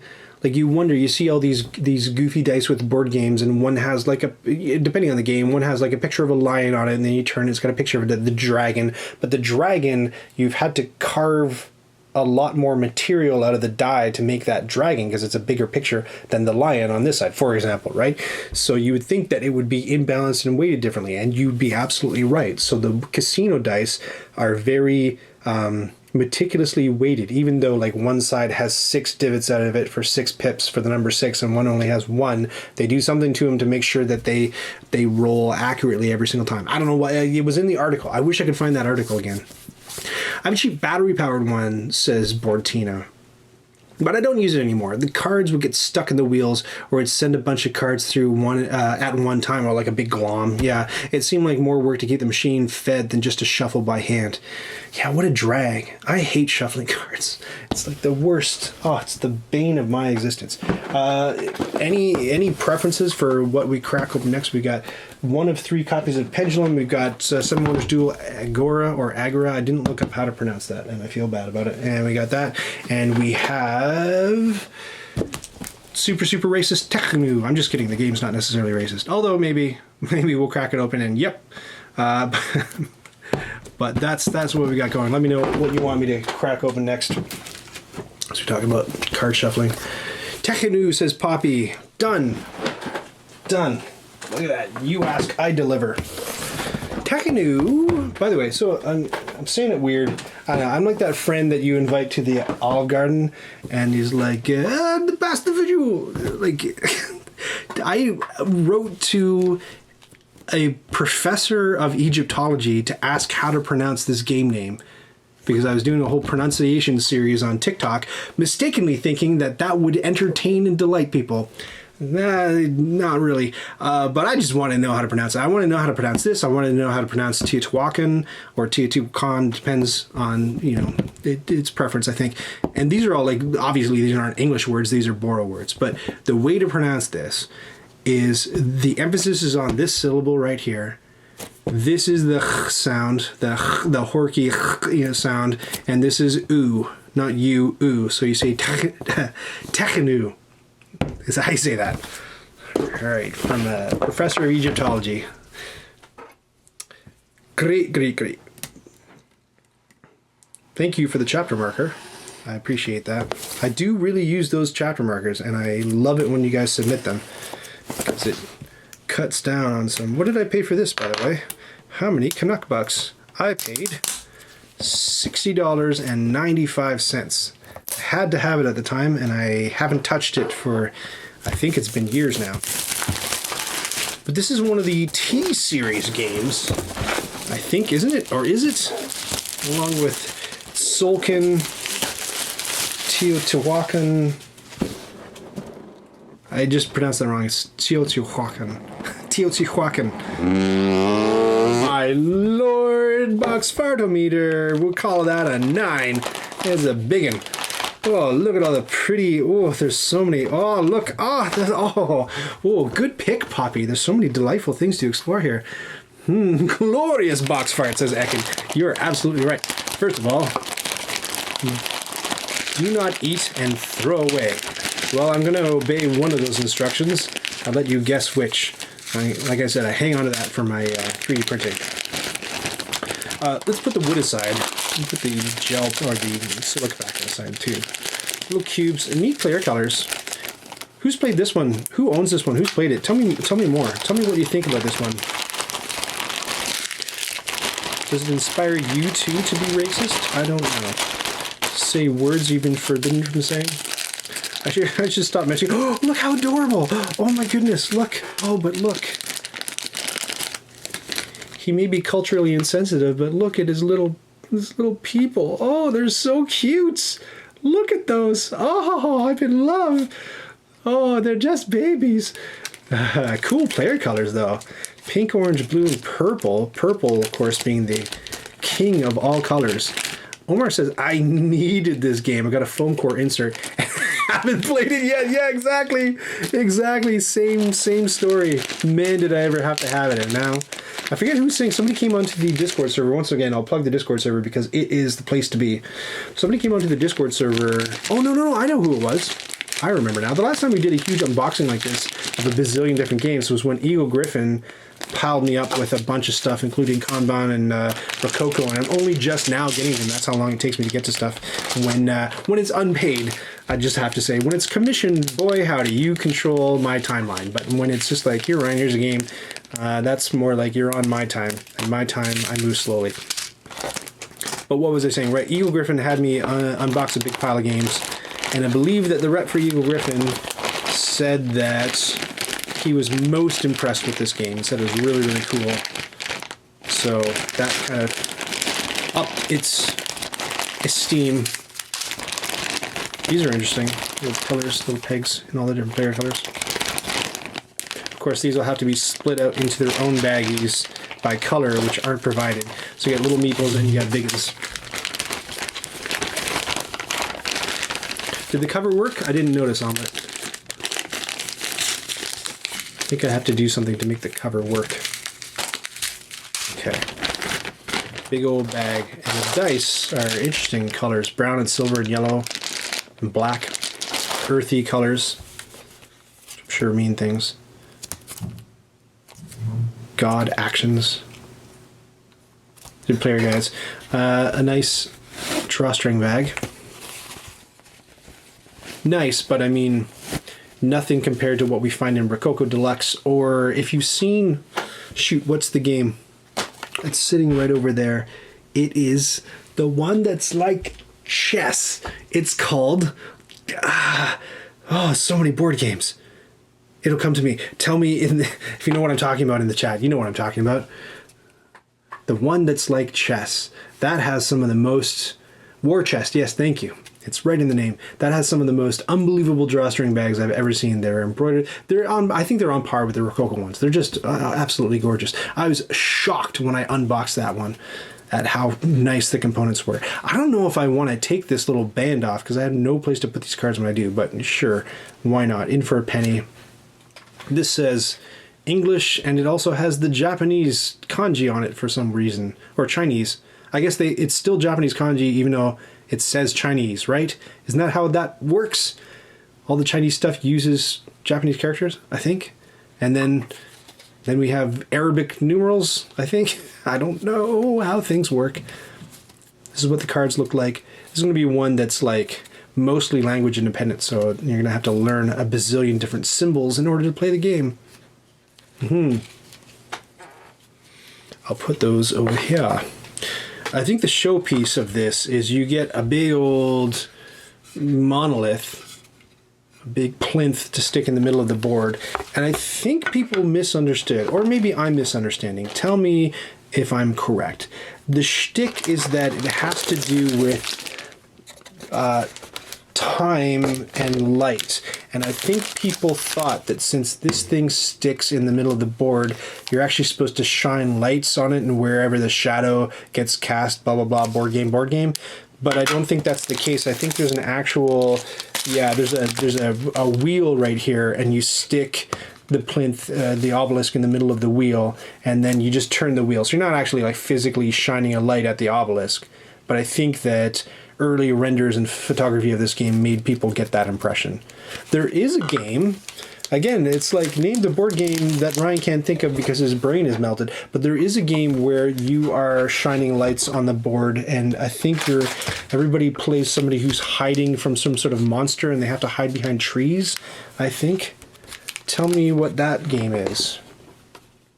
I'm going to very carefully open up this board because we have a butthole situation going on here. That's the board's, like I study board game anatomy very closely, and that is the board's anus, very definitely.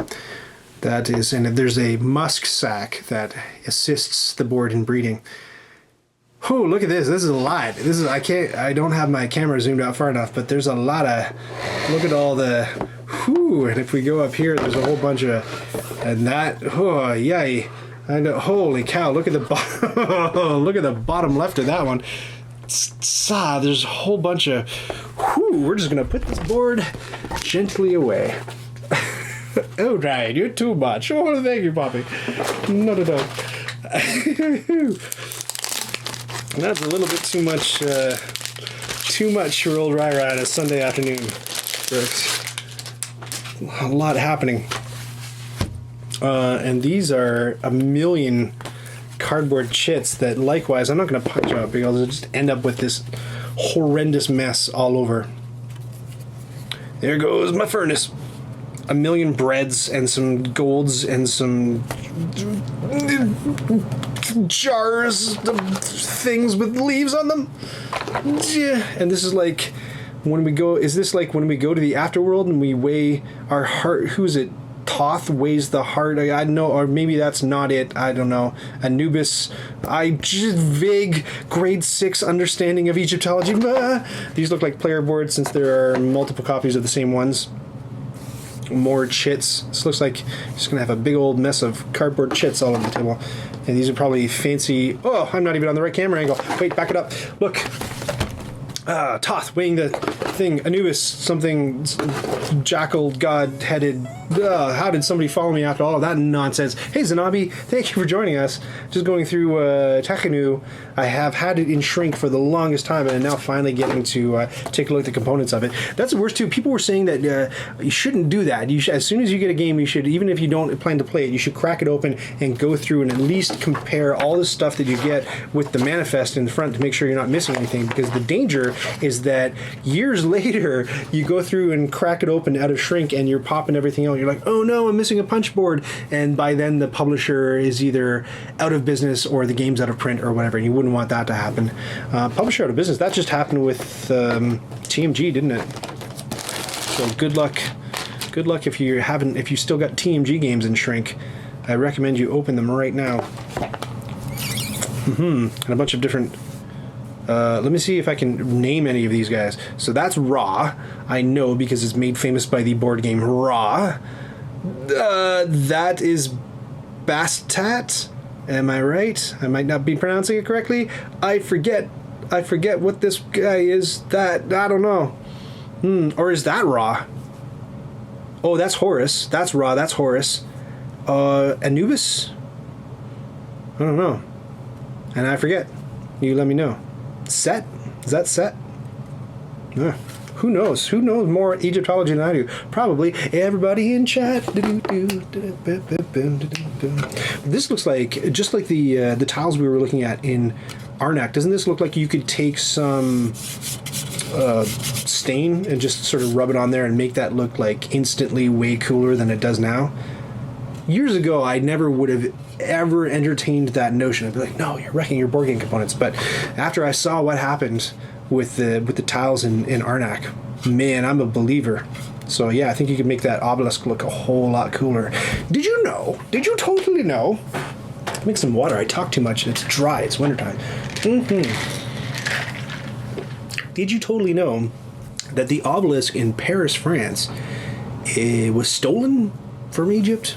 And that used to be, there was a pair of obelisks, and one of them was stolen, you know, in a colonization-y kind of way. One of them was absconded with and put in Paris, and the other one, was it Chicago? It kind of was like a thing where like every major city was like, well, Paris has an obelisk, we have to have an obelisk, to Egypt, and they'd go and take the obelisks away. And then the other messed up, there's a lot of messed up things, of course, that happened in relation to Egypt, but the other messed up thing, if you want to go down I'm going to be careful about how flagrantly I wield this in case anybody wants to screenshot that and blackmail me. But the other messed up thing about Egyptology is that in Victorian times, they would have, get this, mummy unwrapping parties. So they would like buy or acquire, steal, I don't know, they would get, rich Victorians would get mummies and they'd be like, oh, let's have a corpse in the living room and take a dropping drinks, juleps, I don't know what they drank, but it was something, because they would then unravel the dead body of an Egyptian king and then swap keys. I don't know what they would do for the rest of the night. Like, how long does that last? But it was weird. Creepy and weird. You thought mummification was creepy and weird. Wait till the Victorians have their say. Victorians, man. Weird people. I love them, but, like, I love them almost as a joke, you know. It's odd ducks. The other one was in Central Park. I think you're right, Ekin. Yeah, the other one New York had. But I thought that there was another city that was kind of like not in the same league. You know, maybe one of the twin cities or something, but like kind of like a second or third tier city that's just like, we got to have an obelisk too. I forget. I was just, oh man. This is me, Ryan's talking about, says DJ Mock V. One's obsessions and compulsions manifest directly to others. Love Tekhenu, says Zanabi. Great game. Can't wait to play it. I'm excited. Looks how hard was it, Zanabi, to learn? Because it looks like there's a lot going on with it. My ex-wife was half Japanese. Oh, okay. Does that answer my question about kanji? Is all Chinese written in kanji, Japanese kanji characters? Let me know. I know there are hundreds of them, and I can't imagine how you parse that, like as a kid in kindergarten. How it's just like, okay, welcome. Let's sing your ABCs. It's going to take us half an hour. There's an episode of Futility Closet about it, about the obelisks, Ekin, or about the mummy unwrapping parties. I'm sure they make a great double bill. Give the mummy a taste, teriyaki style. Gross, but I wouldn't put it past them. Kanji is based on Chinese. Oh, is it the other way around? Chinese characters came first, kanji came after? Am I using the right word? Does kanji describe the letters, the characters, or is kanji just a style of using those letters to make language happen? There are thousands, not hundreds, there are thousands, just over 2,000 for common usage. Could you imagine? You know, like in my elementary school in kindergarten, they had the alphabet, you know, going around one, maybe it bent around two walls around a corner, like, you know, 2,000 characters. Unbelievable. They must start with just a handful. They have to. But how much can you get accomplished with just a handful? I don't understand it, but it's fascinating to me. It's all right to learn. It looks just bad at first, but once it starts to sink in, the icons on the board... Oh, I thought we were talking about Chinese. The icons on the board are very good at reminding you. Okay, that's good. That's good. It's all right to learn. Okay.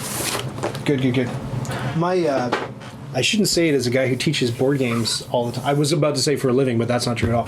But a guy who teaches board games all the time. My appetite for learning new board games is dipping down a little bit. I can see why people turn to things like Knights Around a Table to learn how to play board games in a different medium than just sitting on the couch and flipping through the books. I've also found lately that I used to be able to just sit and read the rule book, but now I have to have the board in front of me because I guess, I don't know if they're skimping or what, but a lot of board game manuals don't put enough pictures. And forget it. The remaining options that we have are Pendulum, Trois, and Seven Wonders Duel. Any idea? First time chat from Retro Game Girl 84. I read somewhere that Victorians ground up mummies and took them as yes, they did. They snorted, I think, mummy bits. Yes, that's like I was saying that. You know that meme? I think I mentioned it on the last stream where it's like the doctor's like, "You have ghosts in your blood. You should do cocaine about it." Just sums up Victorian medicine perfectly. Whoa, that's the bad camera. All right, so this is what we got. Hey, Retro Game Girl, do you want to pick a game to crack into? We got one of 3 copies of Pendulum. We've got Trois, and we've got the second expansion to Seven Wonders Duel. A great game. Oh, what's going on? We're calling it Ekin Skin now. Skin wants to know if you should buy Pendulum. Trois, says Retro Game. I let Retro Game Girl pick, so Retro Game Girl says it's going to be Trois. Trois, I'm going to say, that's another one that, like, I don't know, if you don't know the place in France, and I didn't, you would not necessarily know how to pronounce that game. If you call it Troyes, I won't laugh at you to your face, but maybe behind your back. So let's crack it open. I wouldn't have known if my board gaming friends hadn't, like, called it Trois and like kind of giggled about it and like, oh, it must not be pronounced, Troyes, must not be pronounced Troyes. So it's named after a place in France, Trois, and it's like the number 3 except spelled differently. So this is by a trio of gentlemen, these 3 guys, Sébastien Dujardin, Xavier Georges, and Alain Orban, I don't know how to pronounce things. And they followed this up years later with a game called Black Angel, and I did a how to play for Black Angel, and nobody cared. And that made me very sad because it took a whole lot of effort to put it together. That was a game that DM Explains, one of the illustrious patrons who you can meet on the Discord server, sent me very graciously. And it was cool. I liked it. It's very much apparently like Trois, but not in space. And I think DJ Mach V has some unkind things there. Thank you for the cover. DJ Mach V, I think, has some unkind things to say about Trois, but you can let it rip in the chat there, DJ Mach V, if you want to let your opinions be known. Thanks for the marker as well. Trois is another great game, says Zanabi. Excellent game. So I wonder, like, I don't know, I would cover the game on the channel, but Black Angel kind of scarred me for life and maybe poisoned me against doing anything remotely related to it. Xavier Georges made Ginkgopolis, which I love. Ginkgopolis always sounds like a racial slur to me for some reason.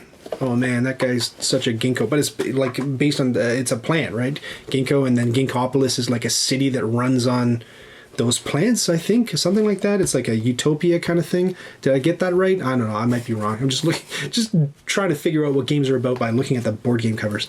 I like Trois better than Black Angels, Zanabi says. Yes, I've heard that from multiple people. I reacquired Black Angel, says Omar, because of your video. It's great. Oh, yeah, there's Ginkgopolis. So, yeah, that looks like a utopia kind of thing based around the ginkgo trees, does it not? Did I get that right? I'm not going to pretend to tell you what it's about because you've probably played it and I've not. I'm interested in knowing which you like more. The theme and art of Black Angel is more of a draw for me, and I love your vids on it. Thanks, Oberon. Yeah, the theme is definitely a bigger draw for me for Black Angel. This just looks like, to me, it looks like Ginkgopolis. No, it looks like every single board game ever made. It's like, let's choose the blandest theme based on a book that I read while I was doing my dissertation studies and then dropped out of my PhD program. But let's make a board game out of it. Colors. What color should we go with? I know, mustard yellow and gray with like just a really dull muted blue. That sounds perfect. And it'll be a retail smash hit. I don't know what people are thinking of. But this goes back, right? Like they're making. That was the noisiest slurp I've ever taken. They're making games a little bit more visually appealing, I think. This goes back to like when we were doing stuff like Kalis and even Puerto Rico, and I think this is a contemporary with those games where everything was going to be gray and dull looking, and anyway, based on medieval whatever. Material. Oh, this is French. Oh, that was a close one. I want to put some French on the channel. I want that. Ah, yes. Yes, I love how English is denoted by the American flag. Do we have English with like a British flag where all the words have extraneous U's in them? I don't know. I take exception to that. I speak English. I'm no Yank. All right. So 3 kind of rule books, but this one's very thin. Look, compared to the Black Angel book, I think the problem with the Black Angel book is that it works very well as an index when you already know how to play the game and you're like, oh, what does that do again? Flip. You can find it really easily, but it does a lousy job of actually teaching you the game. I had a hell of a time trying to learn how to play Black Angel, and that's why I made a video. I'm glad that some of you watched it and appreciated it. This is the very tall board, so I'm going to turn it sideways just so it fits with our aspect ratio. But yeah, look, there's some crosshatch artistic stylings going on here, but very representative artwork, I would say, that evokes sort of more primitive art styles of the Middle Ages. Not quite to the degree that you saw the cover of Orleans. Maybe Omelette, you could throw up the cover of Orleans by channel favorite Clemens Franz. Cough. Clemens Franz relied on reference art heavily for New Orleans. That's basically the best thing. That's not Omelette's fault. That's the chatbot's fault. The chatbot just basically does a search of Board Game Geek and grabs the first title that it returns. Maybe if you hold on, let's see if it works. If you hit ORL and then hold down Alt on your keyboard and hit 130 for the accented E, and then ANS. Try that. Try cover. So that's 130. Alt 130 will give you that accented E. And I know that because I had to type it a bazillion times in order to get our playthroughs up. All right, this is yet another. This is funny that they all stick to 50,000 for deck number. You got that medieval motif going. All these cards. I'm trying to see if I can see the similarities between Black Angel and Trois just by looking at the cards, and I can't immediately. I can't pay 7 gold in order to 3 or 2 your way for dice, which 3, but if you have the inkling, also 2. I don't know. But yeah, the artwork's, I mean, I'm not going to say cool, but it's certainly thematic. And partly in French. Great. Get points for putting your works on the first 2 slots. Wow, I should have kept that card open. Open, showing. Okay, oh, Rado's here. Hey, Rado. Rado's like, now show this buffoon how to play games. What does he know? Very little. You're darn tootin'. Rado, we're just like cracking open games. We're on like the 5th of 6th. I want to know, though, what you think. We're going to open maybe this one later. I've got 3 copies of this, clandestinely. I want to know. I didn't watch. Did you do a video on that? You must have. And I haven't seen it. So maybe we can entice people to go watch Rado's Pendulum video. Rado, give us a little taste. Give us a little taste. What do you think of Pendulum? curious now. We got some more dull colored dice. These are smaller than usual. And look, they have the non-casino tumbled, rounded. I don't know how they're... Again, that article was fantastic, and if I could find it again, I'll put it to good use. But they talked about manufacturing dice versus manufacturing the ones that they make for casinos.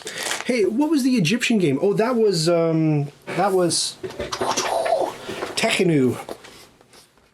The one with the big obelisk that pops out of the board. Did you not? I assume, for some reason, I assumed, Rado, that you play like every game imaginable under the sun. You touch them all, but that's the one that has this big puppy right there.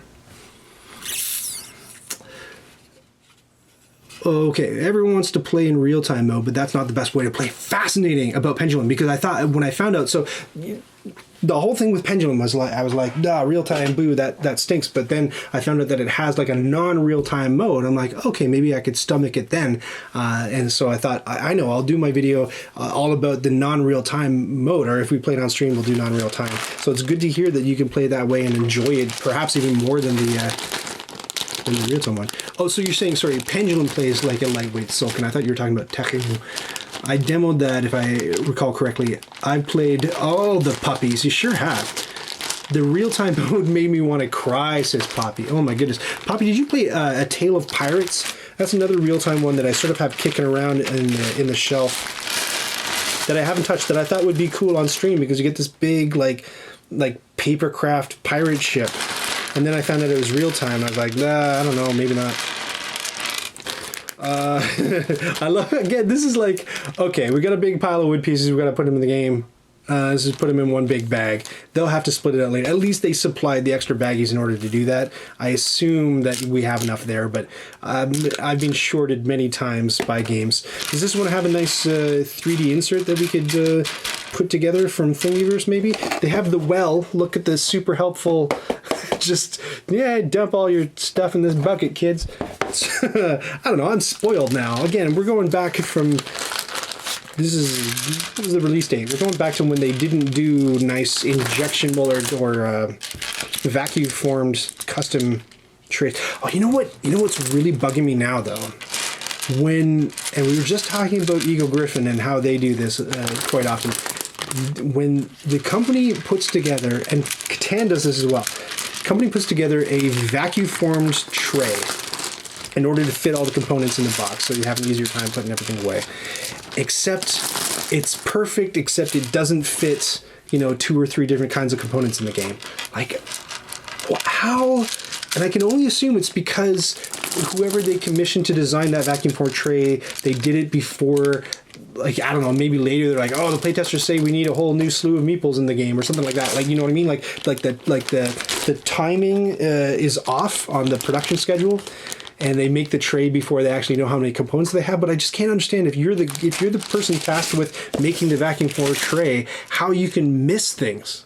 How you can just be like, yeah, we got like 80% of the components covered. That's we're gonna call that good enough and kick off early.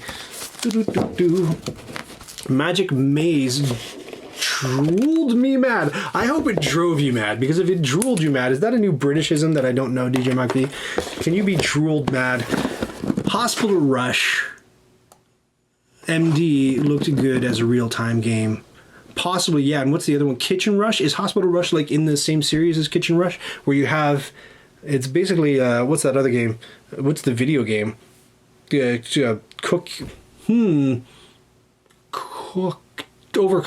Haha, I did it. Thank you, brain.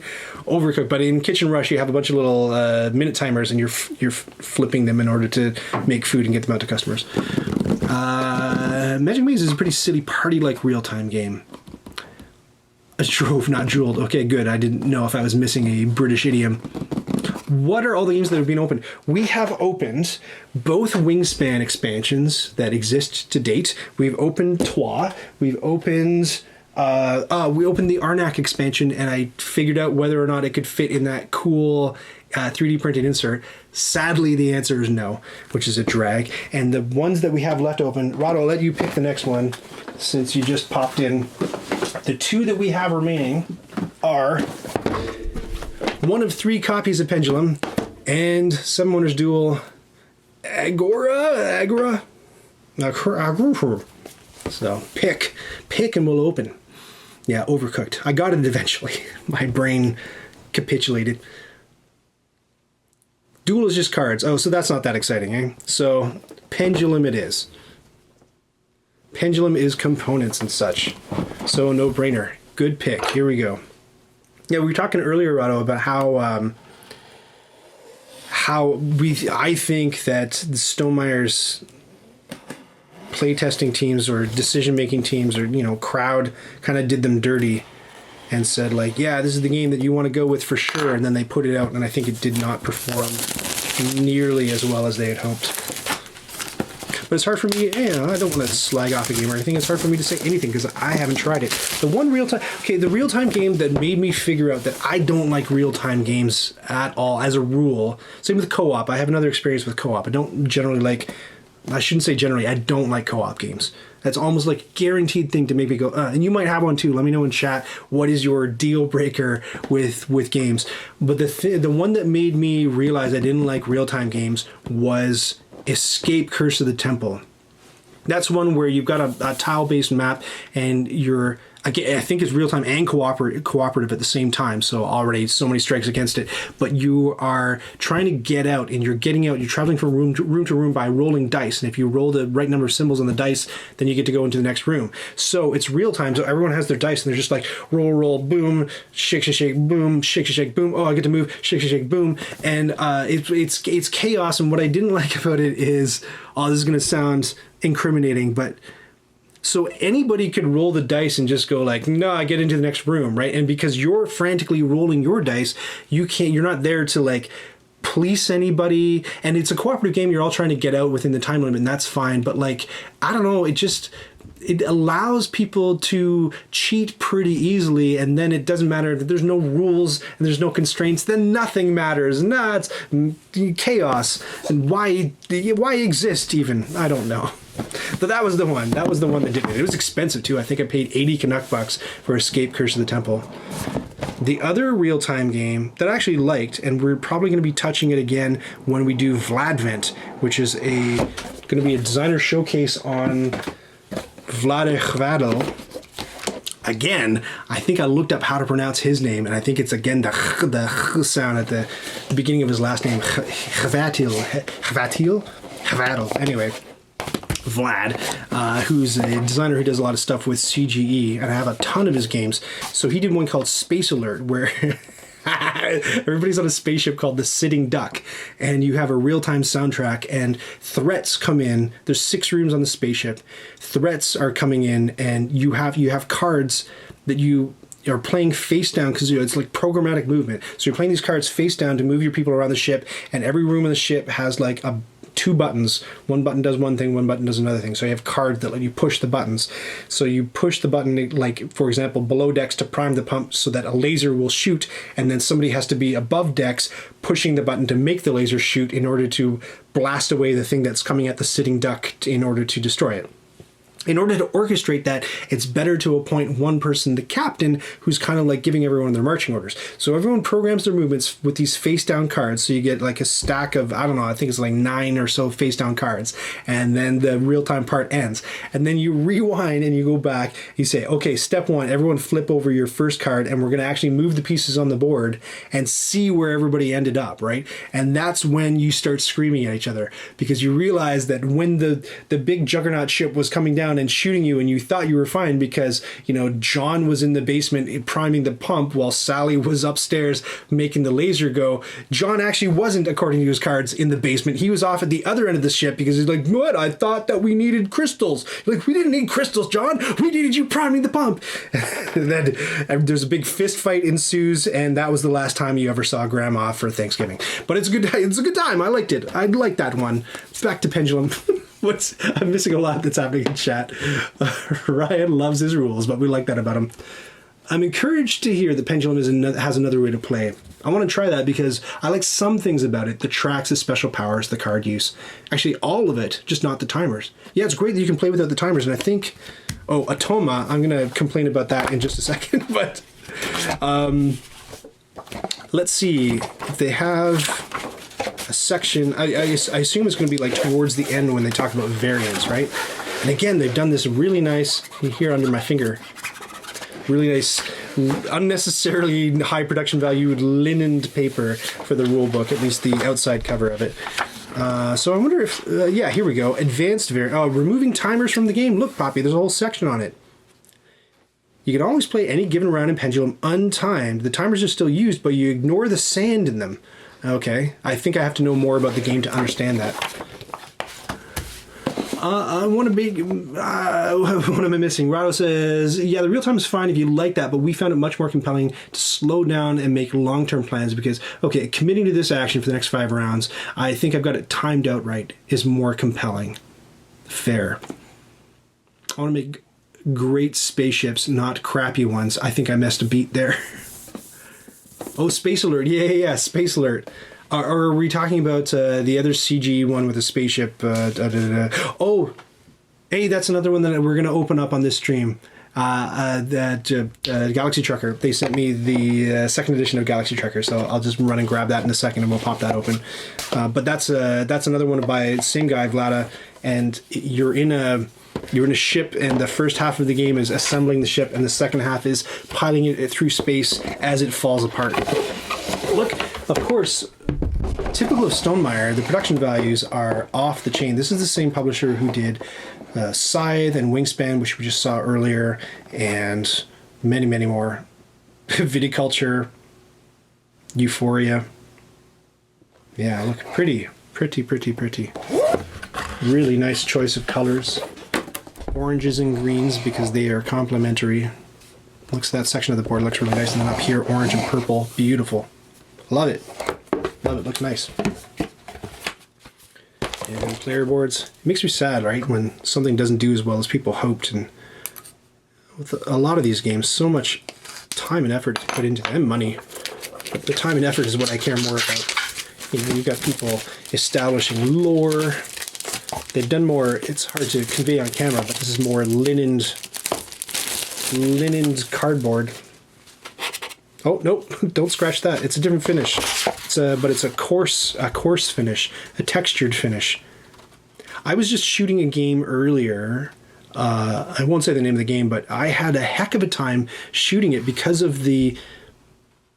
And I've heard that publishers are focusing more on this because of the stock that they chose. I had my lights. I've got 2 big studio lights shining down on the board. And usually when I do photography for my videos, I have to take the lights and put them a little bit farther away from the table, or else I get glare. This game, I couldn't get the glare off the board. Oh, hi, Kite Expo. Thanks so much for following on YouTube. We'll see you later in the rerun. I couldn't get the glare off the board, and I moved the lights to the extreme opposite corners. I have a calyx shelf over here, and I had to put the light behind the calyx shelf, and it still was like too glary. So the room was almost like not pitch black, but it was very dim, very dark as I was trying to shoot the game, and I thought, oh man, these pictures aren't going to turn out nice at all. But by the time I finished the project, they look okay, they look fine, and there's no real glare on the board that you can see, but it's amazing how the choice of paper and the finish you put on it can really affect that. So I have heard that certain publishers are making design decisions or production decisions that affect the way that people are able to shoot their boards. This is important to get that promotion. Look at these are player boards. Is this who we're actually playing? We're playing like a Minotaur, spooky witch lady with a creepy crown. That's the thing too. I think I can't help but think that if they were a bit more forward on the cover, like what do you see on this cover? You see a big clock. You like clocks by the game. If not, tough nuts. But there's like a dragon. There's like this guy. This is like dragony things here. This is a dragon. This is like that Minotaur guy. And this guy with the huge wings. Like those are all cool, but they almost look like they're pushed to the margins. It's like the important thing about this game is grandfather clocks. You know, the kids are all... You know how kids love grandfather clocks. Not that kids are necessarily the target audience, but look at this. You wouldn't know, is what I'm saying, from looking at the cover of the box, that there's this wild fantasy shtick going on. This crazy looking manticore guy. Oh, cool. Atoma. I will complain about Atoma now, and I'm being corrected on it, but I'm sticking to my guns on it. Atoma. Somebody on Facebook said a week ago, like, what were they asking? How do I pronounce Atoma? And I said, like, well, you don't, because the word is automata, because what Stonemaier did was they had viticulture and they wanted to name the automaton something thematic, so they went with the Italian word for automaton, which is automa. I don't know if I'm saying that right in Italian, but everybody, and then they use it again for their next game, and then for the next game. So the automaton inside is called the automa. So they keep using automa, and I think other board game publishers followed their lead, and they're like, oh, well, that's what it's called. We'll call because solo playing wasn't a huge thing. Like, it's just a pretty recent development, I think, that like every game has to have a solo mode, especially in light of the pandemic, when you actually can't get together to play with people. It's kind of like you're dead in the water if you release a game now and it doesn't have a solo mode. So as more solo modes happened, more people needed to call them something, and the more people, I think, looked to Stonemaier Games and they said, we'll call them automa like they do. That's the right word. It's not. It's not. It's automaton. We have a word already in English for it. The word is automaton, plural automata. So gets under my skin. So the person on Facebook is like, how do I pronounce that? I said, don't worry about it, because it's not the right word. I will die, I'll not heal. We have purple things. They look semi-scrumptious. They look a little bit like Thrills. You know, that's gum that tastes like soap. Wait, I should back up and see if anyone's complaining about my Galaxy Trucker. Galaxy Trucker's a good one to open. Cool, I'll do it. People hated this board when it came out. People hated this board? This board's gorgeous. I don't know, man. I don't have faith in people now. This is a good-looking board. Dungeon Pets is amazing. It's a great game. The graphic design for this game, Backpat says, is really garish. Do you think so? You think this is garish? This is beautiful. What? Are you kidding me? Hold on. What? Tell me. And I mean, I don't like doing this. I like to be, as you know, I like to be somewhat of a humble fellow. I might have to pull rank on this and remind people that I dropped out, but I did attend one of the most prestigious art schools in the country. So I know a little bit, let's emphasize a little bit about art when I talk about it. But like, this to me is not a garish board in any sense of the word. This is, let's take one more look at it. That's a pretty board. What is the problem with it? You don't like orange? I guess, I mean, if you were to criticize, I suppose you could say that the orange on these banners clashes with the red on this pennant. That's about the only thing, though, that I could be super critical about, but I don't know. And I don't know about the choice of doing primary colors on this, but I know that in a lot of board games, it's a necessary evil, because if you have components that use a certain color and you need to depict something that doesn't use those, you kind of eventually you run out of colors. So maybe that's why they went with primary colors here. But I think that's a preferable choice next to, I've seen games where it's like, we're going to use player colors for this thing that has nothing to do with player pieces. And then that just leads to confusion. But look, these timers are gorgeous. The sand inside is that, I don't know what that is. Is that cocaine yet? What do you put inside a sand timer? You know what people were saying, like, oh, you can live on forever in board game nights by being cremated and having your ashes put in a sand timer. Well, I don't know if ashes after cremation are that fine, really. I think there would be, I don't know, if it was me, there would be, you know, big chunky fragments in there. You'd have to get some pretty heavy duty cremation going to actually be able to sift through a sand timer. Morbid, but these look gorgeous. Look at these caps. Black, purple, green. They're gorgeous. They're gorgeous. I don't know what people are talking about. I should catch up again. Agree, says Omelette. I don't like the graphic design or color choice. What is wrong with you guys?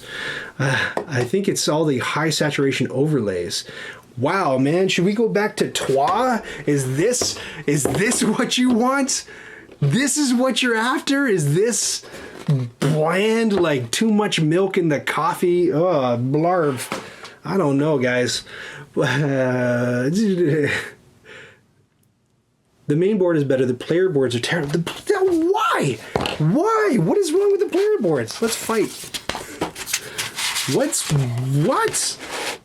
What's wrong? Okay, is it that we've got like, there's a bit of discrepancy in like how like high fantasy painting these guys look and how dorky, iconic this guy looks. The little meeple with an afro, whatever this guy's supposed to be.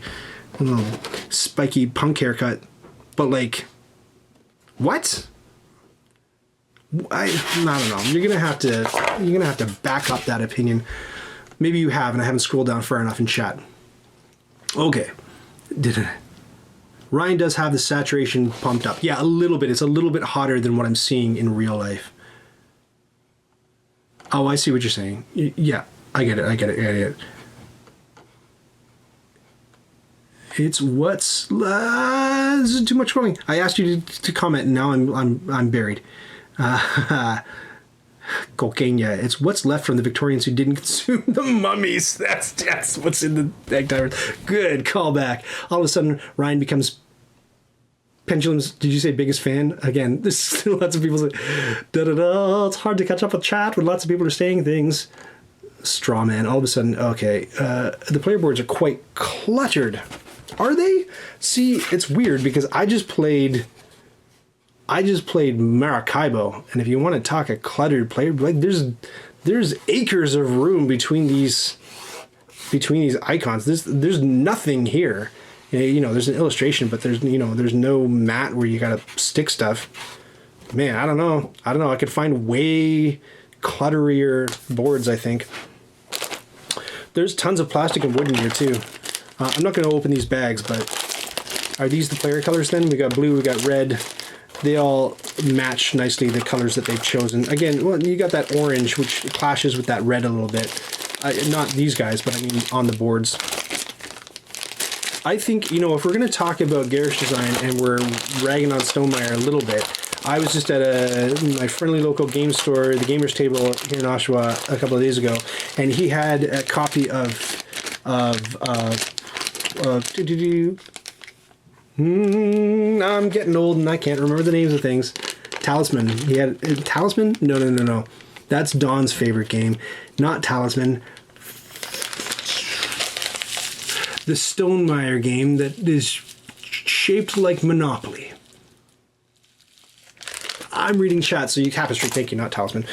He had a copy of Tapestry out, and if you want to talk about design that I'm not super on side with, and I've complained about this on the Discord server, by the way. There's the Discord server. Please join us so you can hear Ryan complaining about things. But I found that the buildings, the buildings in that game, I don't know. Color choices not my favorite, and the sculpts were not my favorite, and I didn't really get a sense of they're like futuristic, but the boards aren't, and I don't know.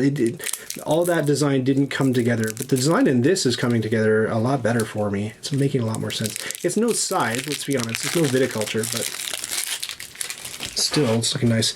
Deck of another 50,000 cards. The iconography is cool. It's quasi-classical, reminiscent of, I'm looking at the wrong side, Greek-esque. I don't know why that little meeple has such spiky hairdo. Maybe if you played the game, you can let me know. Tapestry has peekaboo powers. Thank you for calling them peekaboo powers. Tapestry is a top 5 game for me, says Poppy, whatever Ryan thinks. I mean, it was fine. It was fine. I didn't have my problems with it. I didn't have a problem with it as a game as much as just some of the artistic decisions that they made with it. It does, though, doesn't it remind you of Monopoly? I don't know if that was deliberate either. Maybe this just came out during the design, but it's just like Monopoly. It's got a central square, and it's got 4 tracks or channels around that big central square. And if you land on the corner, you get free parking. No, not really. Okay. It's pretty. I mean, it's all pretty. I don't know what you guys are talking about. It's pretty. It's pretty. It looks cool. These look cool. I like them. Yeah, right. This will... Suddenly, 1 week later, Ryan comes out and says Tapestry is his favorite game. On his top 100, it's numbers 1 through 17. And these cards. Oh, is this metal? Wow, cool. Look, you get a metal component with Tapestry? Get out of here. It looks like it fits, like it's supposed to go there. Is that where it goes? Looks like, oh, it's kind of, ouch. It's kind of, ow. It's kind of hard to get out of there. It looks kind of like supposed to be a compass rose or something. Fascinating. It looks like two pieces of metal glued together. Is that a thing? Why would that be a thing? I don't know. I'm just a caveman. Same artist as Everdell. Oh, that's why I'm liking it. That's why. He's my boyfriend. Did you not know? He doesn't know. Well, I mentioned it to him. He blocked me on Twitter. I don't know why, but he's yes, love his stuff. Actually, I shouldn't say that. I love his stuff in Everdell. Every other game that I've seen him illustrate, it's fine. He's a very talented illustrator, but it hasn't turned my head quite like Everdell has. He did the one with dinosaurs, and he did the one walking. There's ducks in a park, and you're walking a dog or something. Yeah, I mean, it looks nice, but nothing like Everdell. Oh my gosh, Everdell. I mean, as I've said before, Starling Games, grr, but Everdell, hooray. That'll probably be the last Kickstarter that will ever grace my front porch, I think, when that finally comes in. I've only got 2 out right now, or waiting to be fulfilled. One of them is my father's work from... Is that Renegade, I think? And the other is the Everdell stuff. And I think after that, like, isn't Kickstarter going like total Dogecoin bro? I don't know how it's supposed to work, but I'm not really on side. Interesting that they went plastic with these. It's funny, if you're ever on a Kickstarter campaign and they said like, oh, we've upgraded the wood pieces to plastic. I have a hot tip from somebody I know who runs a publishing company, that they're actually making it cheaper for themselves because wood is cheaper to do than plastic. So these pieces are less expensive than if they were to do wooden meeples. And look, they've got the little weirdo punk guy haircuts that we see on the icons. Oh, bye, Rotto. Oh, bye, Rotto. Praga is beautiful, but not as useful or usable. Too much going on. Yeah, especially that bottom third of the Praga board is really crazy. No, Ryan, Mr. Noodle is the same artist as Tapestry, not Pendulum. Oh, okay. Mr. Noodle. That makes way more sense. Tapestry is the same guy who did Pendulum. Yes, that's a better fit. I've embarrassed myself yet again. If you guys will just wait, just one moment, I'm going to take my earpiece out, and then I'm going to go run and grab a Galaxy Trucker. Hold on, be right back. And that will be the grand finale of all our unboxing activities today. Galaxy Trucker. And I'm going to have to wade through the trash heap in order to get there. Oh, my Lord. You wouldn't believe how it looks down here now. Hold on. Hold up. Just one moment. Just don't go nowheres.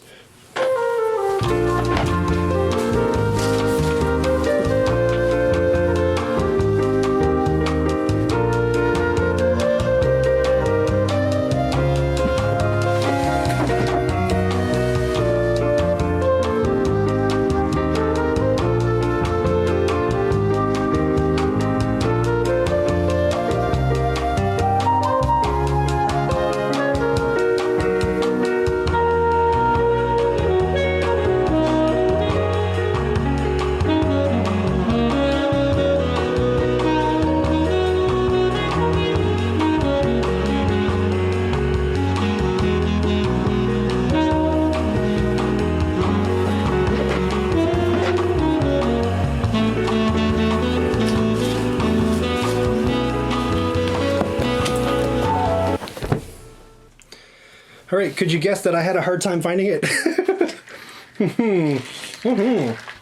Here we go. Earpiece back in. My stomach is rumbling, so it's time for chili cheese Fritos. Is Ryan dropping the kids off at the pool? No, I just had to go get Galaxy Trucker.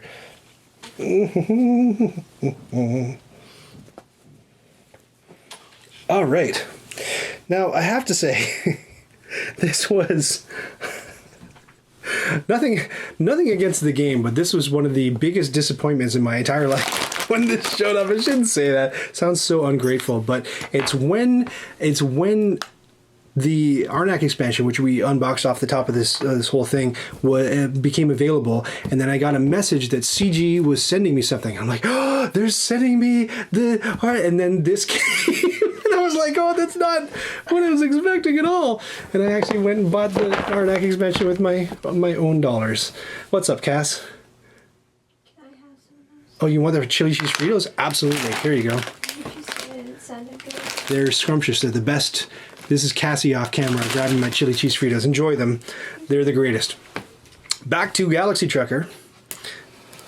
So, this is a polarizing game. Tell me if you've played it, because I've heard that people... I've heard some people say they enjoy it, and some people say they do not. And when they say they do not, they say it pretty... How do I put it? Vehemently, I'd say is the correct term. Glass Road, hold on, what did I miss here? Thanks for lurking, DJ MacV. Glass Road is not a big score game. No, Glass Road, like our scores, we were shocked. Our scores were like 10 and 12 points, I think. So it's very small score. All right, here we go, Galaxy Trucker. I like, they really definitely, with the artwork redesign, they made the game look a whole lot more appealing than the original. I don't know, Omelette, if you're still around. Yeah, you are. Throw up the original Galaxy Trucker cover. We'll see if it throws the new one up or the old one up. We got a timer because it's a portion of it is a real-time game. But look, we have these adorable little astronauts. Look how cute they look. The little helmets. Those look nice and paintable too. You can do the little guys' faces on them. They're supposed to look like these guys. Those are cool. Yeah, Galaxy Trucker, there's the original. So yeah, let's compare. Like, which one, if you were just like Joe Average, don't know anything about board games, even the font work on this one is a lot more approachable and friendly than that weird. I've seen that font before, I forget what it's called, but it's goofy and I don't like it. Even like, see the this is getting really, see the holes in the A's and the R's are just really, I don't know, they remind me of goat's eyes. I don't like them. But this is much more approachable and appealing for sure. Cool, thanks for that. What else do we have? We have cards, which we'll look at in a second. Some cubes. I've never played the game. Again, you tell me what you think. I like the title font way better on the original. Oh, really? It seems more spacey. Okay, it does. This looks more... This is I forget which font this is. It looks like it's in the Smash family, but this is more comic booky, for sure. Little things, little ships. These are some unique pieces. They're all plastic. We're getting away from wood, I think, in board games quite a bit. Little octopi, little space squid. And these ships, if these are indeed ships, remind me of the ships that we see in, is it Pulsar 2849, I think? Which is designed by the other Vlad. So when we do Vladvent, I think I might cover games from both Vlads. CG, if you don't know, has two game designers, both named Vlad, and they're both excellent. And I don't know who I prefer more. I think Vlad S might have the edge on Vlad C. But Vlad C did Through the Ages, which I'm not unboxing. I have it in shrink, but I'm not unboxing because I'm waiting for Vladvent to do that. But apparently that's, I don't know if we could call it his magnum opus, but that's an important game for him anyway. And it appears twice, fascinatingly, on the Board Game Geek Top 100 list. Through the Ages does. And look at these almost remind me of the power things in King of Tokyo, except are they made of, there's no way. Hold on here. They're cold to the touch. Are they made of iridium? No. Glass. Wow. These are... Yes, I don't know why I put things fresh from a factory in Czech Republic into my mouth. But yeah, these are glass beads. That's kind of cool. They're very little. But they didn't make the same mistake that Starling Games did with Everdell and make them so they can just roll around the table. Let's put them down. Hopefully they stay where they are. Yes. They look cool though, don't they? They look cool on the table. Neato. Trucker's Guide to the Galaxy. I understood that reference. tried Galaxy Trucker says over on a month or so back. I guess it's frantic if you play the real-time way, but kind of fell flat for my wife and I. Yeah, that's what I have heard. But it won't stop us from playing it on a stream and seeing what we can do with it. We can find the fun in anything, can't we? I like the art direction in this. It's very nice. I like it when space games go cosmosy and they use colors like blue and pink and purple. Like Black Angel is a great example of that. Of it's in outer space, but it's not black. Black Angel is wild. Actually, it uses like poppy, almost 90s colors. I can see the box in the background here. It uses blues and pinks and oranges. It's pretty wild. And another game that does a really good job of that is Tiny Epic Galaxies. When you put those planet cars on the table, they just pop. They look gorgeous. So here are all the different components that you can put on your spaceship. I haven't played the games. I'm just talking out of my board game anus, I guess. But it's okay for me to say that because it's natural. It's scientific. That's the correct term for that. And then more stuff. That's what the new stuff looks like. More new stuff. More chits. I won't punch them because they'll all be lost in the morass underneath the table. PJ Mock V says, reminds me of Tiny Epic Galaxy. Yeah, it does, for sure. For sure.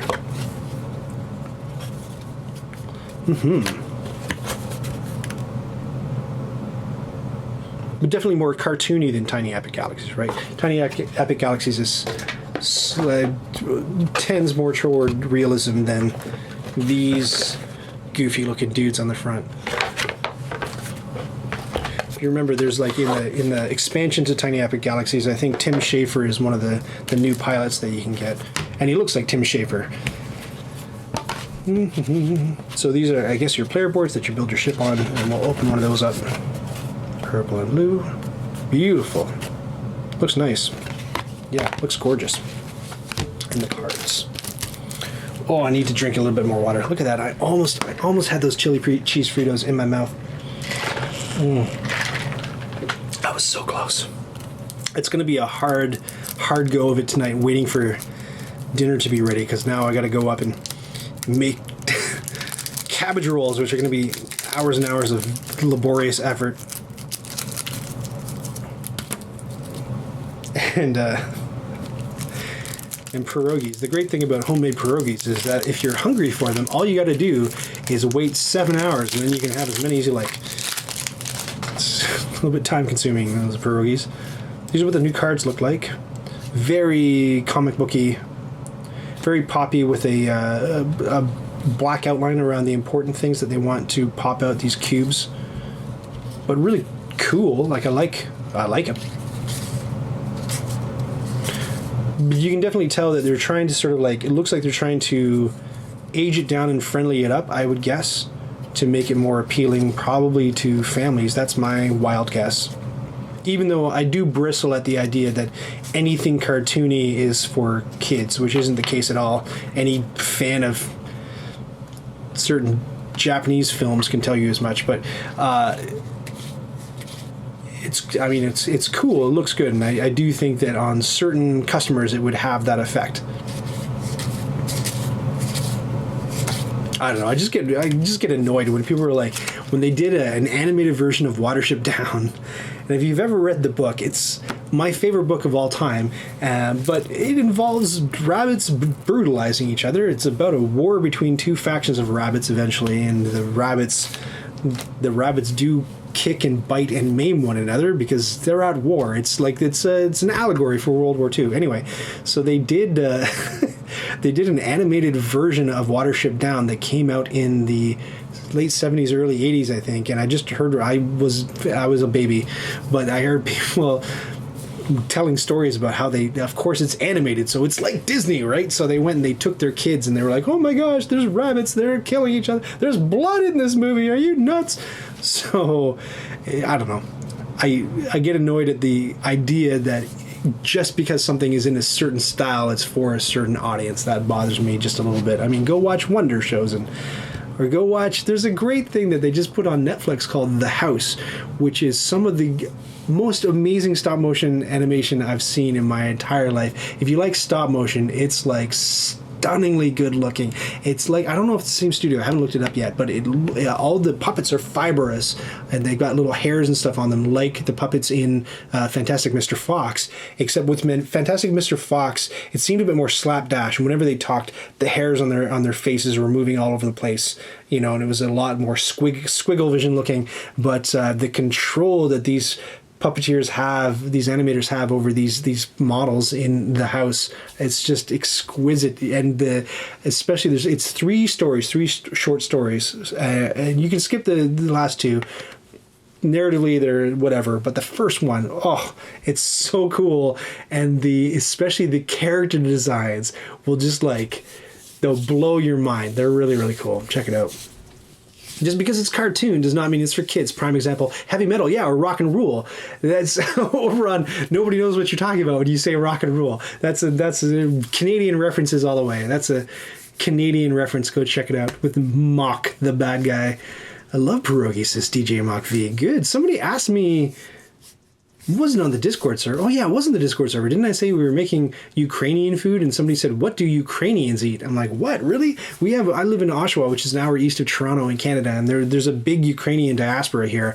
And I didn't realize how special it was until we went and lived in Toronto for about 14 years, and we went to their Ukrainian festival, and I thought, oh, this is going to be good.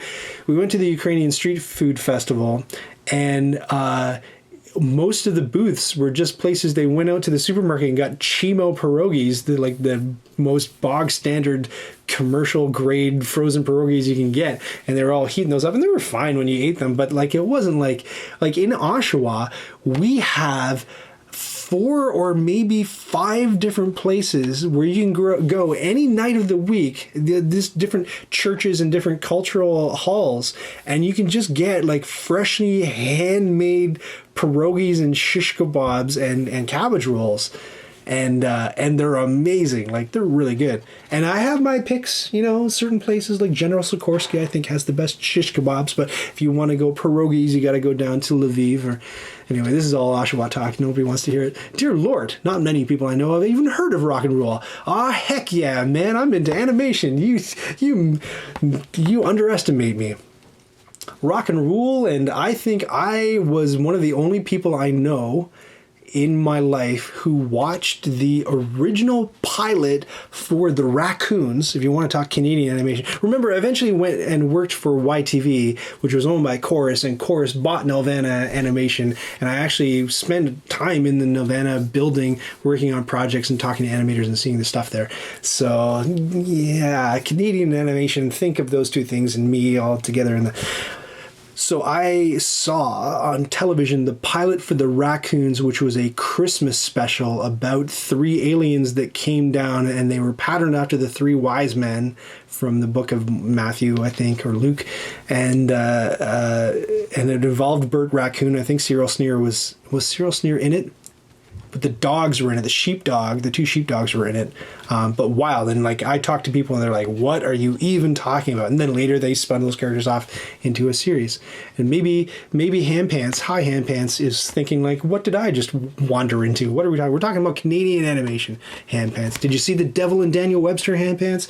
Maybe not. Did you ever watch Rock and Roll? Possibly not.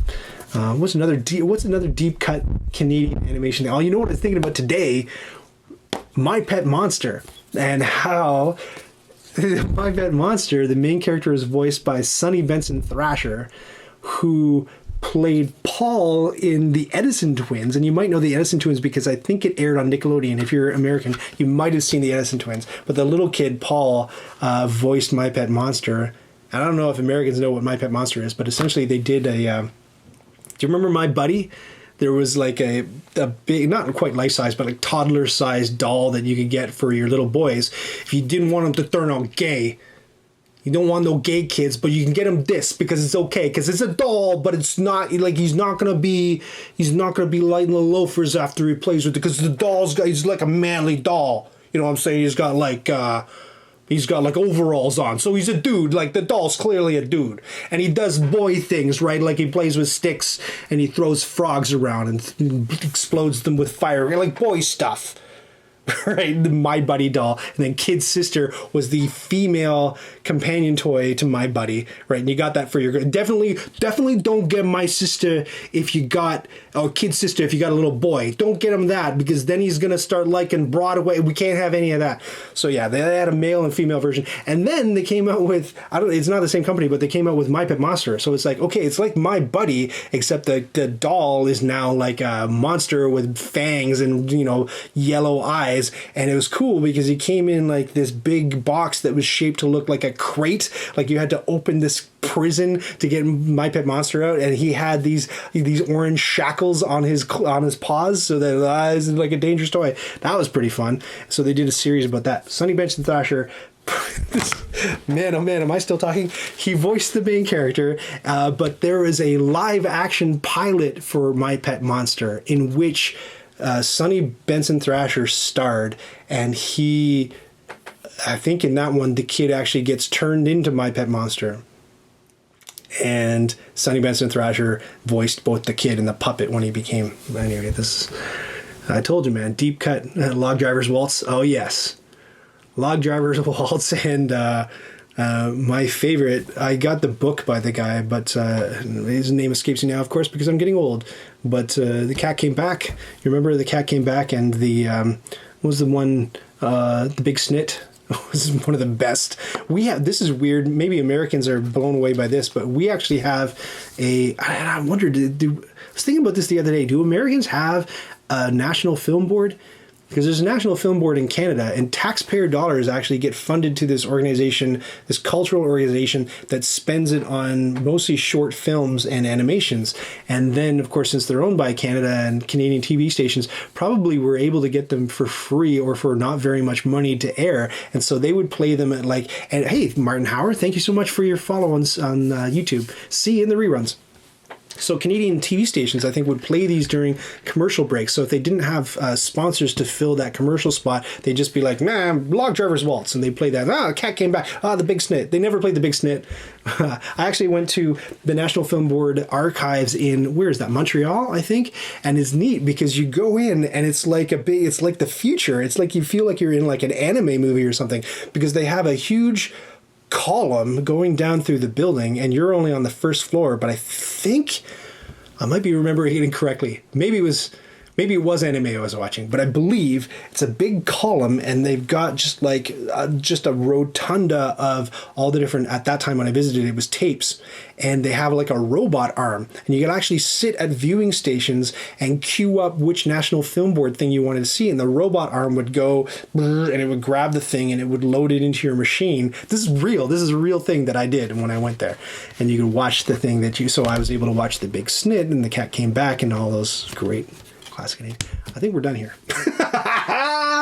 That was Unbox-a-palooza. Thank you for joining me. Just quickly, while I do an outro, while the mods pick somebody for us to raid, I'll just crack open Seven Wonders expansion and see what kind of cards that we have in there. Rado told me not to do it, but you know what? Now that Rado's gone, I'll do whatever I want, Rado. Now that he's gone. When he was here, it was like, better do as Rado says. Hey, Handpants, thanks so much for the follow. And now that he's gone, boy, I'm out from under his thumb. I'll do what I like. I'll open the Just Cards expansion and bore everyone to tears. Look, it's not just cards. Rado steered us clear. I'm just joking, of course. You get another one of these that opens up just like the Pantheon one. And I assume... Somebody told me that you can't play this with Pantheon. Is that true? Like this replaces the Pantheon board up top? Or can you play both together? Let me know. I'm curious to know. And did you totally know that you can get metal versions of the Minerva and the combat token for this game? These are not metal. They look like it, but I think they're just the painted plastic like you would find in Terraforming Mars. So prone to chipped corners, I think. So those are those. And then another score pad. And as Rado promised, some extra cards. Shazam, Shazam. Extortion. Well, that looks like fun. Who are we rating? Before we go, when you waft, the board mic is getting... Oh, is it really? You can hear the wind when I... Yeah, I suppose you could hear that. You can really hear it when the furnace kicks in, so why wouldn't you be able to hear it then? Who are we rating? Handpad says the Game Crafter sells metal cubes. Is it the Game Crafter? I thought you could get it right from who makes Seven Wonders? I think you could get it right from Asmodee. On their website, I thought is where I saw the metal. Oh, the metal. Sorry, you were talking about the metal cubes. Yes, the metal cubes you can get from Game Crafters. The metal specific Minerva and combat tokens, I think you get straight from the website of the company, of the publisher. Great. Well, yes, this is rather boring, I will admit. Yes, I'll figure out how to play this. We'll talk about it later. Nobody? We don't know who we're rating? Somebody tell me. Give me a name. Is anybody? Nobody's queued up. Give me a name. I'll let you guys pick. We'll rate them, and then we'll say goodbye until next time. Again, I'll give you a sneak preview of what I'm working on. I've got a how to play Dunhuang video that is almost ready. I just got approval on the how to play Rolling Heights video. Rolling Heights is coming to Kickstarter, I believe February 8th. And if you go to the Kickstarter page, you'll be able to see my how to play video there, which that'll be great. And then we have 1, 2, 3.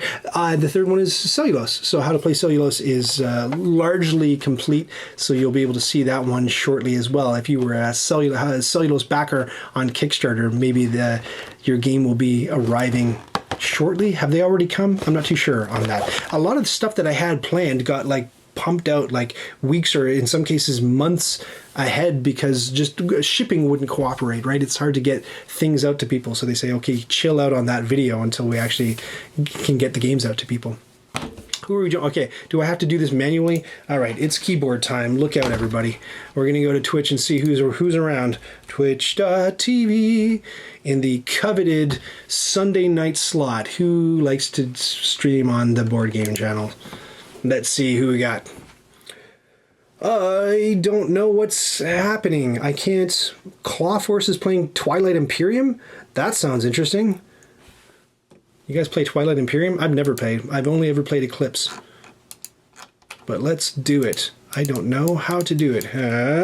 Raid. Was it Clawface? I've never done it before. Clawforce. My mistake.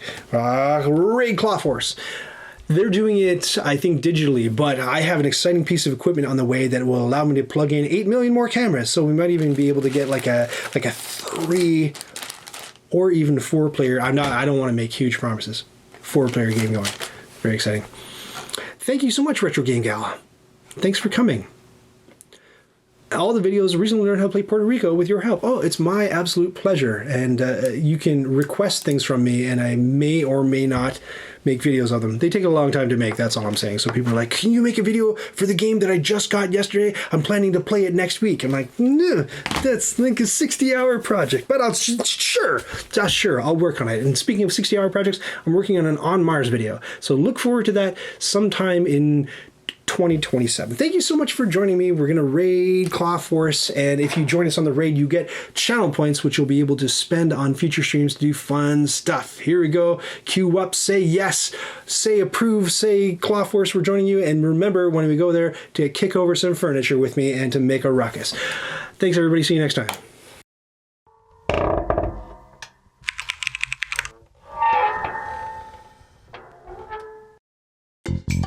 Did you just watch that whole thing? Oh, hey, to 100% this video, click the badge to subscribe and then click the bell to get notifications when I've got new stuff.